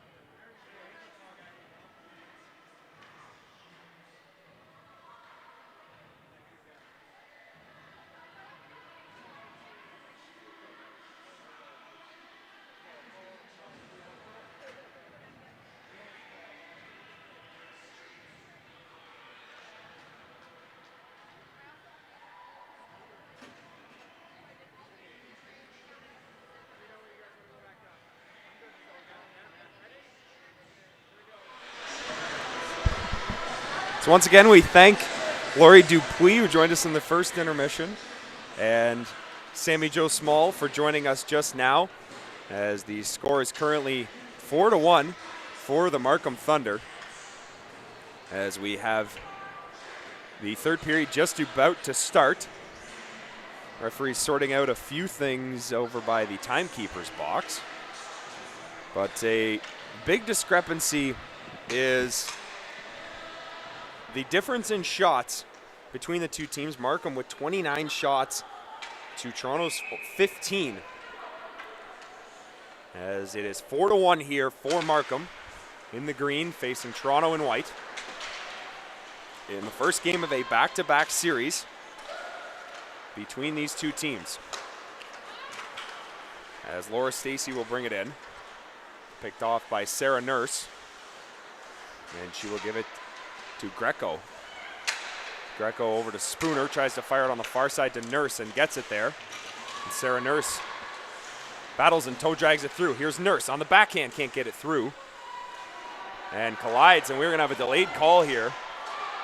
Markham bench not happy about that, but Spooner gets it to the net, and a great opportunity there for Natalie Spooner. We're going to have a penalty on Kristen Richards, as the Furies will go back to the power play, already with one power play goal so far on the game, now looking to cut into this lead, down 4-1. And no changes to the power plays. We'll see Gamble with Spooner and Nurse, Fast and Fulton on the point for this power play. And despite the score, I think the Furies wouldn't mind getting a 1 or 2 here, making it a real game here tonight in the third period. That long shot is easily handled by Knox, who will turn that one aside. So face off to the left of Knox. Power play opportunity as Spooner will take the draw, but loses it to Gribbins. But there's Sarah Nurse battling quickly to get that one. Here's Gamble, picks it up. Gamble will give it to Spooner. Spooner on the wall, fires a shot. That one's blocked out in front. Here's Gamble with a chance. It goes just wide. Puck will be chipped and fired, but not out. Great job by Sarah Nurse to hustle and hold it in. Pass goes through Renata Fast and down into the corner, but Gamble will win it again. Here's Nurse. Walks and gives it to Fast. Fast, back to Nurse. Long shot, that one goes well wide. As Fulton holds it in. Spooner through her legs, but again held in. Long, great power play here by the Furies as Fast walks across the line, down to Nurse. Nurse walks into the slot. Great chance and scores! Sarah Nurse with her 4th of the year. And the Toronto Furies cut into the lead on the power play again. And Sarah Nurse with a heads-up play there, using her skating ability to her advantage to get herself in the right position. The Markham Thunder losing her amongst the crowd of Toronto Furies as their puck cycle was fantastic early on in that power play. And she has the state of mind just to cross right into the middle, sees the open lane, gamble right in front to provide the screen, and beats Knox with a great shot. And Toronto is almost back in this. So Sarah Nurse, power play goal. Great job by the Furies, taking advantage of these power play opportunities. As you saw Natalie Spooner in front screening Liz Knox, who never saw that one. But what a great shot from Sarah Nurse. As here comes Victoria Bach. Bach brings it in, great chance. As she has been dangerous with a goal and assist on the last 2 goals. Happened almost within a minute of each other. But it turned aside by Elaine Chuli, who's been busy tonight. And a good push back there by the Markham Thunder, not allowing the Furies to gain any momentum, coming right back at Elaine Chuli with a great chance. And we will see Forfar, Webster, and Rattray out again, one of the most efficient lines so far for the Thunder tonight, having done a great job in the offensive zone with the puck. But quickly turned over as Allen will bring it in. She chips it down, and Fortino finds it. Fortino along the far side. Forfar gets by Nurse and fires a long pass to Rattray. That chips off the top for stick and into the penalty box area and out of play. And for the Furies, I think the biggest thing for Sarah Nurse is just to keep that groove going. She's been one of the most efficient players since being drafted and playing so far this year. She just electrifies the team with her speed, her skill, her puck handling ability. There's nothing that she's shown she can't do, and she's fit perfectly well with Natalie Spooner on her wing. Again, that experience in the Four Nations Cup does help, but she's quickly growing into one of the best young players in the game, and I think her bloodline doesn't hurt, having her dad and her brother and her uncle, Donovan McNabb, uncle, NFL player. So definitely one of the best sport families currently out there, with 3 current professional players and another former player in McNabb. As Spooner brings it in, Nurse cutting to the net. Spooner to the slot, fires it, can't get a lot on it. As the Thunder converged well. Here's Stacy, Laura Stacy brings it in to the backhand out in front of McParland, and a great job by Chuli standing tall. So this line full of all-stars, and if you'd like, you can watch the CWHL All-Star Game as it returns after last year being off for the Pyeongchang Olympics. The CWHL All-Star Game is January 20th at Scotiabank Arena. Tickets will go on sale in early December, and you can watch the game nationwide on Sportsnet. And you can bet we'll see a lot of the players we're seeing here tonight. Lots of Olympians and lots of up-and-coming stars in this game might have a chance to play in that game at the Scotiabank Arena. And what a show they put on 2 years ago there. A fantastic showing by some of the best in the game. If you like, you can catch all of the Toronto Furies games on live at toronto.thecwhl.com/watch-live. So go to toronto.thecwhl.com. You can find the Watch Live page and catch all the games there, including the one tomorrow, as the Markham Thunder will be traveling to take on the Furies at home tomorrow in the second game of this back-to-back. Currently the score is 4-2. Markham Thunder lead with just over 15 minutes left to go here in the third period. But the goal, wow, big collision there, as we were going to have a penalty called, as the goal scored by Sarah Nurse cut into that lead just a few minutes ago on the power play. So speaking of that power play one, a chance maybe for a third power play goal here. And you can expect Spooner and Nurse are going to come back out on the ice, having both scored a power play goal already, as we see a body checking penalty to Taylor Woods. So a great opportunity here with 15 minutes to go to cut into this lead and make it a 1-goal game. And I think one of the most underrated parts of this line right now has been Gamble's play without the puck. She's known where to go. She's been in front of the net for deflections as well as blocking the goalie's view. And she's been a very quiet but essential part of this power play so far, which has clicked at an amazing rate so far. But unfortunately, that power play will be very short-lived as Kristen Richards was hauled down, and Renata Fast will go to the box for tripping. As you can see, Julia Fedeschi in the box there with her, still serving the 10 minutes of her 10-minute misconduct that she got, a boarding penalty and a 10-minute misconduct. So an unfortunate break there for the Furies, stifling what could have been a great power play opportunity. But 4-on-4 is always great hockey, a lot of room on the ice. So some of the best players for the Furies, but Jess Jones, here's a chance. That one's turned aside. Bad turnover there. But Elaine Chuley bailing out her defender as Jess Jones was dangerous in the slot. Here's Spooner. Natalie Spooner and Sarah Nurse, the 2 goal scorers, the 2 forwards for the Furies, and Nurse will pick it up behind the net. Sarah Nurse, full head of steam. Brings it in 1-on-3, but she will take it into the corner and gets caught along the boards, loses the puck. Here come the Thunder the other way. 1-on-1, Laura Fortino. Fortino with a shot right into the chest and a great save by Elaine Chuley.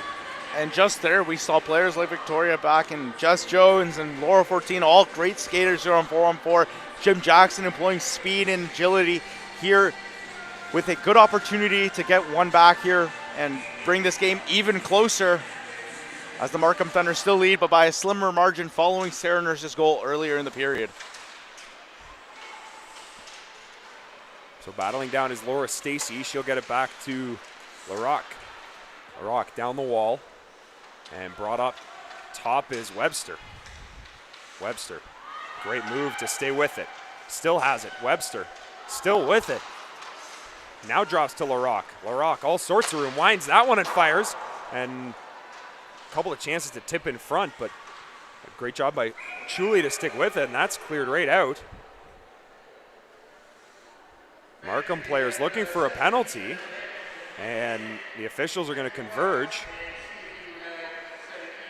Jacqueline LaRock really making a case here for a puck over the glass, and that could really change the momentum here for both the Furies and the Thunder if they're awarded a power play after this discussion. But a really good play there by Brooke Webster, who's been playing alongside the top line of this, the second line of this team, and she did a great job there with the patience, dropping it off to LaRock, who sailed a fantastic shot. I think Chuley got a piece of it with her blocker. So one of the rarest instances in sport, the 4-on-3 power play. Lots of ice out there. Yes, as Sina Suzuki will serve the penalty. So it'll be a 4-on-3. We'll turn into a 5-on-3 for the Thunder. As here's Bozak. Bozak playing a little give and go with Fortino. Now here's Batch. Fortino, Bozak lines and just misses that one. Fortino again, down to Botch. Down low to Rattray, and she's hauled down. And Sarah Nurse will fire it. And here's a chance, 1-on-1. Melissa Chanel, Sarah Nurse coming late, can't find her. And now, with, bad pass there. No icing is the call. Rattray without a glove. She lost it in the slot. It's now 5-on-3, now 5-on-4 as Fast comes out of the box. As a bunch of players coming on and off the ice. So after all that, it'll be a 5-on-4. As there is a minute and 8 left in the power play. So we'll have a power play for the Thunder for a minute 8 of regular 5-on-4 power play. We're back to that. This is what we're used to now, and Markham really trying to apply the pressure. Good opportunities on that 4-on-3 power play, but nothing to it yet.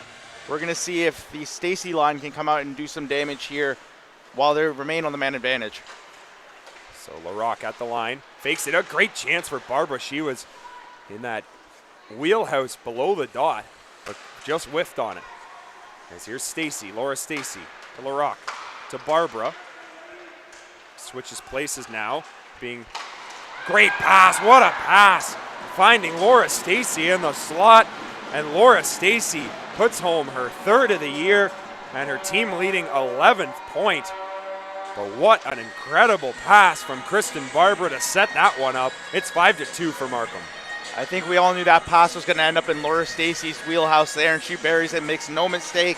But amazing passing, very crisp D-to-D passing early on in the power play, and just did a great job at facilitating the puck movement there, getting it to the outside. And like you said, Barbara with an unreal pass there to Stacy in the slot, makes no mistake on it, and Markham back at it again in this game, taking a further lead. Laura Stacy winning the Clarkson Cup last year with the overtime winner. Now with her 3rd goal of the year. She now has 11 points so far in 10 games. So one of the most productive players in the league, showing why she is so valuable to this Markham Thunder team. As Toronto looking to respond here, trying to get the puck out, and it really needing a spark here, as that, how important now when you look back on it, Juan, as we'll see an icing here, is that power play that they had a great opportunity with all the momentum, but then taking that quick penalty and quickly flipping it to a 4-on-4. How important is that penalty now? It was just a series of unfortunate events, beginning by the puck over the glass, and then it was just, it ended up happening that they ended up getting the power play, the puck was moved around, and you gave it to the right person at the right time. Laura Stacy has been hot all year long, especially in their last 5 games. That is now her 6th point in her last 6 games. Not bad production by your best player. And when we talked to Chelsea Purcell earlier in the year about what kind of player Stacy is, she's not just fast, but she's smart and she knows where to go. And that goal shows exactly waiting for her players, for her teammates to get in the position to give her the puck, for her to finish. And it's just been an up and down game for this Markham lineup. Fantastic depth throughout, and it showed all game long.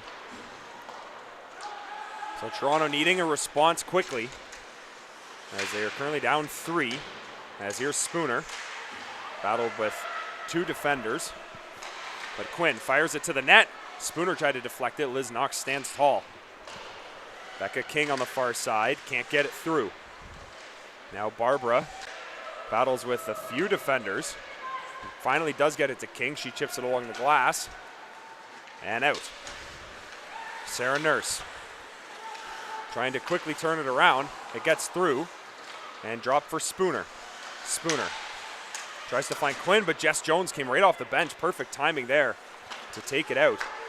So we can expect to see this line of Nurse and Spooner on the ice a lot. As Botch brings it in. She fires a shot. That one is off the glove. Rebound out in front, and Brown will just get enough of that, but it is handled easily by Elaine Chuley. And Juan, the stats don't really show, having given up 5 goals, Elaine Chuley has been very impressive in this game. No, for sure, and I think she's definitely showed the experience that she acquired last year playing overseas with China, essentially being the starting goaltender, taking the bulk of the starts, and she's really showed that she can be a great backstopper for this team here, as the Thunder almost had a glorious opportunity there. Thunder definitely showing no lead is safe, as the old joke goes that the 3-goal lead is the worst lead in hockey. So Markham trying to make it 4. As Jessica Platt goes hard into the boards.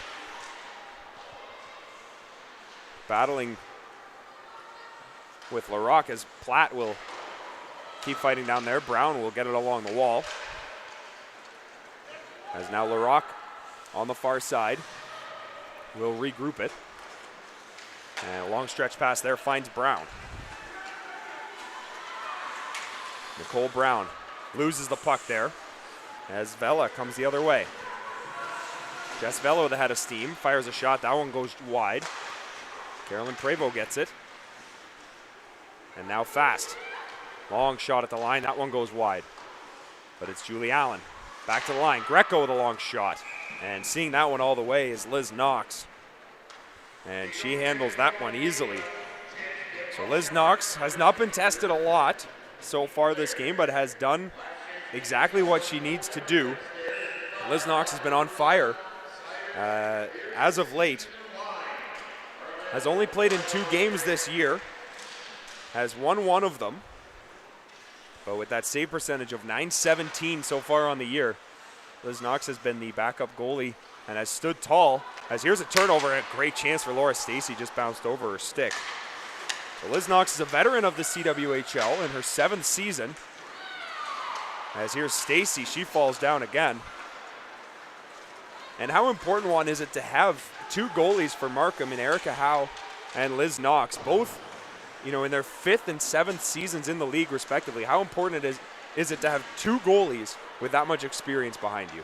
I think it's important no matter, if you're the starter or the backup, you have someone in your net that can win you a game night in and night out. And we saw it with Liz Knox. We talked about her stature when she played with Laurier in the OUA, and even here in the OUA in the CWHL, she's shown she can be a great goalie. And same with Erica Howe. She's been the backstopper for this Markham team for the past couple years and has put up some great games, put up a great couple games in China just earlier last week, and just a great pair of goalies here. Markham should feel very comfortable having this pair for the foreseeable future.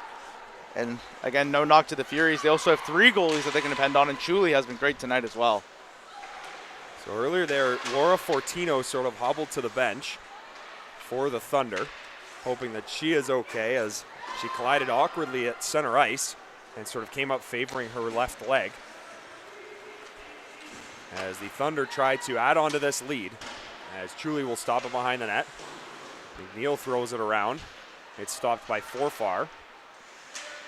Now Rattray will battle with it.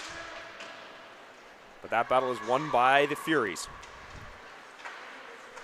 Fedeschi finds Spooner. Natalie Spooner walks in. Spooner, there's a shot. That one's turned aside. But it comes right back to Spooner. She now walks into the slot and fires a shot. And again, that one's handled by Knox. So with 7:44 to go, the Toronto Furies currently trail the Markham Thunder 5-2 in what was a very tight game one with 2 minutes to go in the second.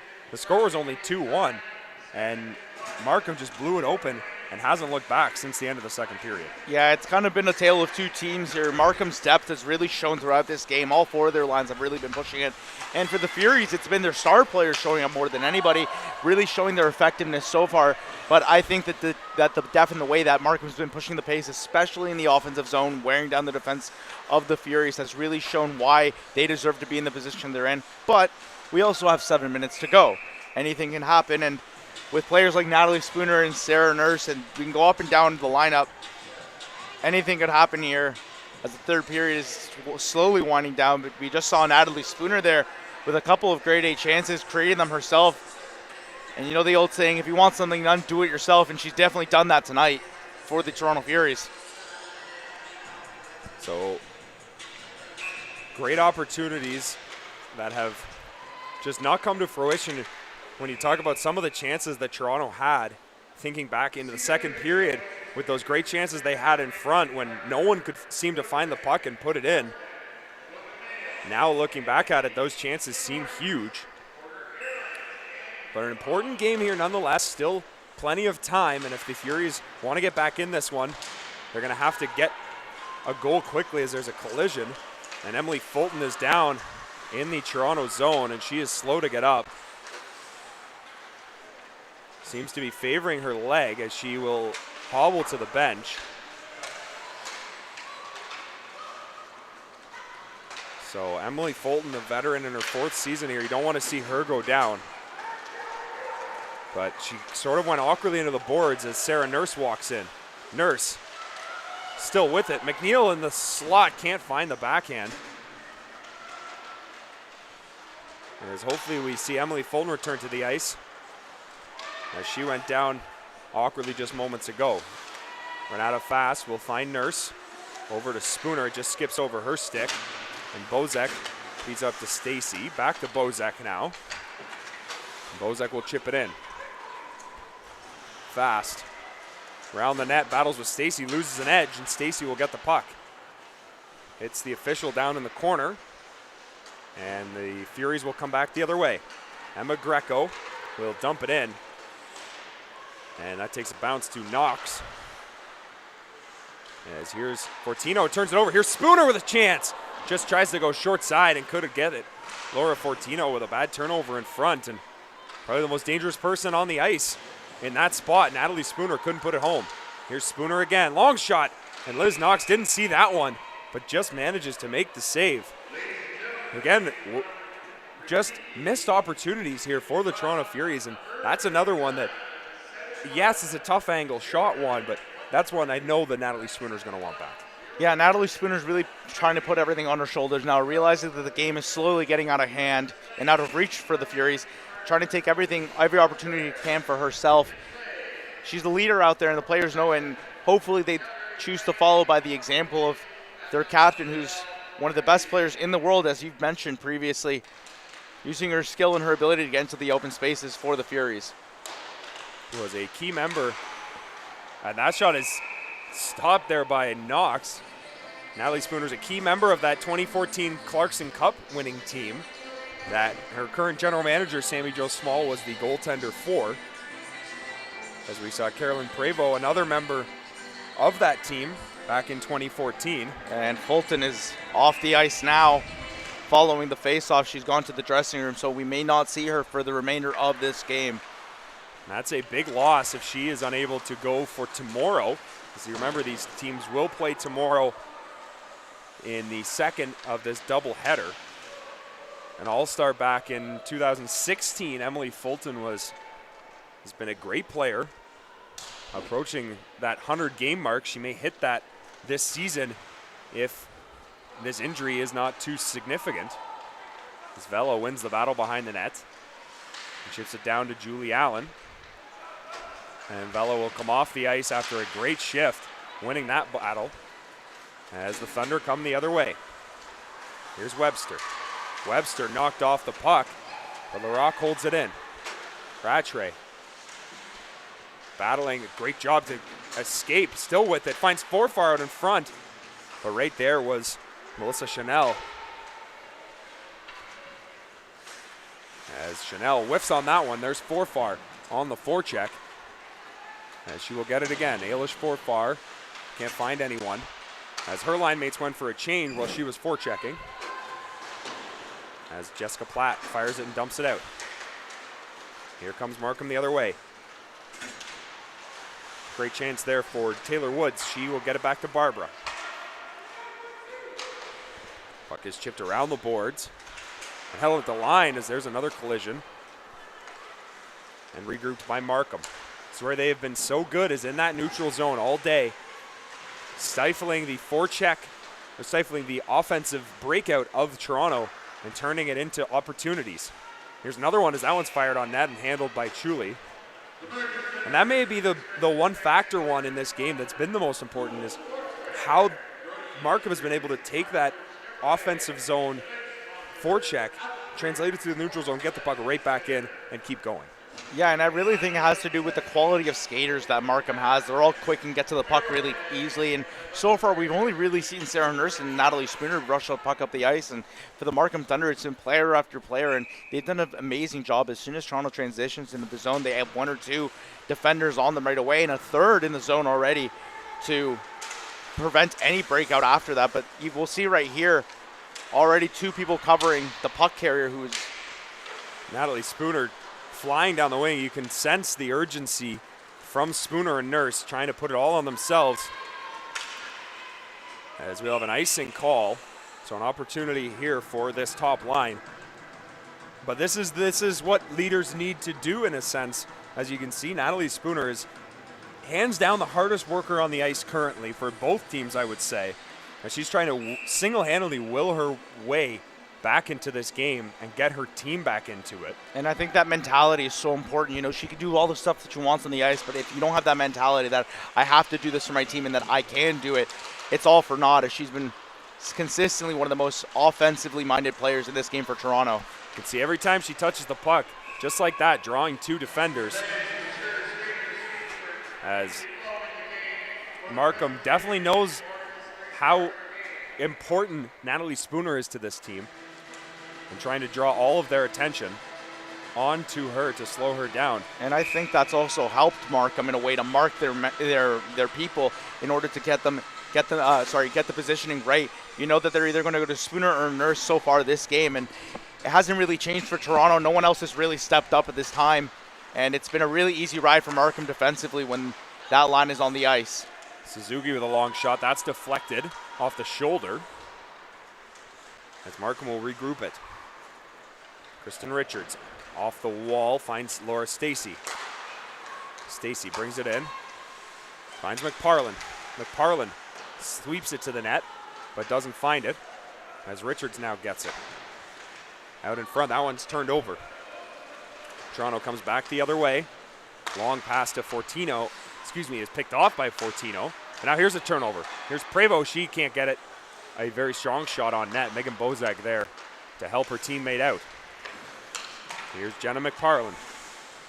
McParlin walks down the wall. That's swept away and regrouped.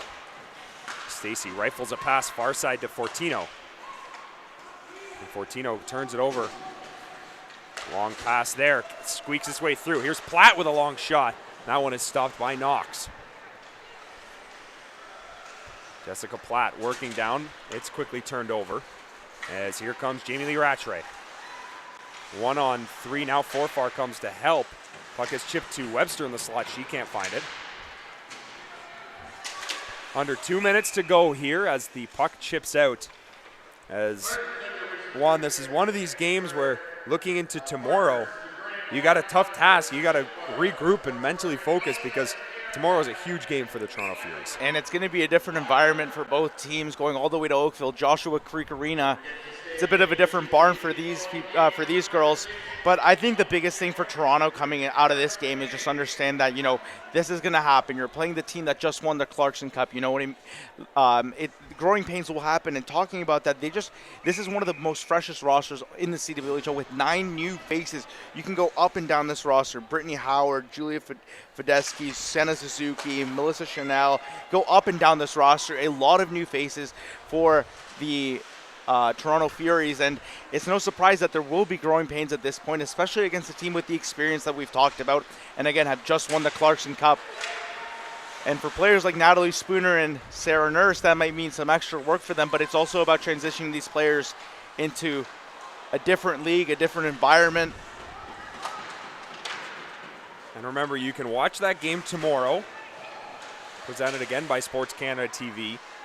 At toronto.thecwhl.com. You can find the Watch Live page while you're there and catch all the action tomorrow as the Furies look to respond to what has been a disappointing outcome here against their GTA rivals. And right back down the 401 all the way to Oakville tomorrow. A lot of hockey fans in Oakville. I myself played in Joshua Creek Arena for quite a few years growing up, and I can tell you it can be a very loud place when there's a crowd, and I know personally there are a lot of people excited for a CWHL game to come to town tomorrow evening. So we have a whistle behind the net as that game will start at 3:30 p.m. tomorrow. You can come by, grab your tickets, and come out and watch the game. Hopefully the weather would be a bit nicer than what we encountered coming to the rink today. It's almost winter time, but your typical Saturday night with the Furies and the Thunder. And I think for the Thunder tomorrow, the biggest thing is going to be stick to the game plan you did today. Use your speed. Keep the transition in the neutral zone for the Furies flat. Don't let them get past you in any opportunities. And focus on Nurse and Spooner. This is the first game they're playing against each other. Going tomorrow, you know that's going to be their main offensive strategy is to cycle it to those two talented forwards. But for Markham, an all-around great effort tonight with contributions up and down the lineup so far. 5 different goal scorers on the day for the Markham Thunder. And as we mentioned before, the CWHL has announced the All-Star Game will take place January 20th at Scotiabank Arena. You can buy your tickets starting in early December to go watch the game.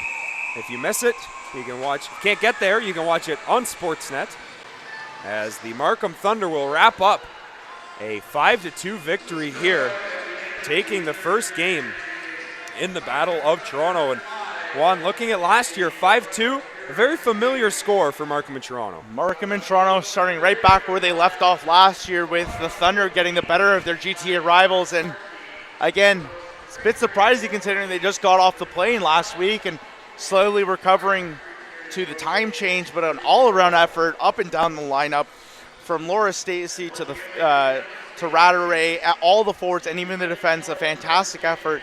And for the Furies, you just have to hope that tomorrow you can regroup and have a little bit more of a team effort.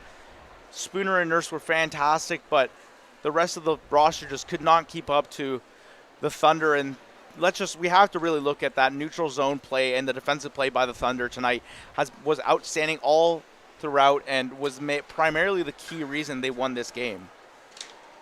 As the handshake, one of the greatest traditions in hockey, as the Thunder will salute their fans after a 5-2 successful home victory. Markham Thunder still undefeated here at the Thornhill Community Center, as their only home loss came when they had to go to Ancaster, the Morgan Firestone Arena. So now 4-0 at the Thornhill Community Center, 4-1-0 at home on the year. And one, looking towards tomorrow, what do you think the biggest key is for the Furies if they want to rebound? I think the biggest key for it needs to be a complete team effort. You need to understand that it's not always that Spooner and Nurse can't just do everything. The roster is young, but the roster is also very talented. And I think for the Furies, it's going to be a lot about team play and also understanding that the threats in Markham can come from anywhere. I think a strong defensive effort tonight was very apparent until the final frame of the game, where it kind of fell apart for the Furies. But I think an all-around game tomorrow would really help. And giving your goaltender, whether it's Julie Michaela or Tilly tomorrow, a little bit more breathing room. Julie was perhaps the best player, as we see the 3 stars here, with Sarah Nurse being one of them. But I think an all-around effort, giving your goalie a little bit more space tomorrow would be great for the Toronto Furies. Sarah Nurse played a fantastic game, was one of definitely the star alongside Natalie Spooner, as we see Megan Bozek as the second star, and Laura Stacey, the first star of the game, as they will grab a picture together as we will wrap it up here from the Thornhill Community Center. I'd like to thank all of you for joining us, and be sure to grab your tickets, come out to the game tomorrow, 3:30, and if you can't, be sure to watch it online at SportsCanada.TV. For Juan Morales, I'm Alec Reed. Thank you so much for joining us.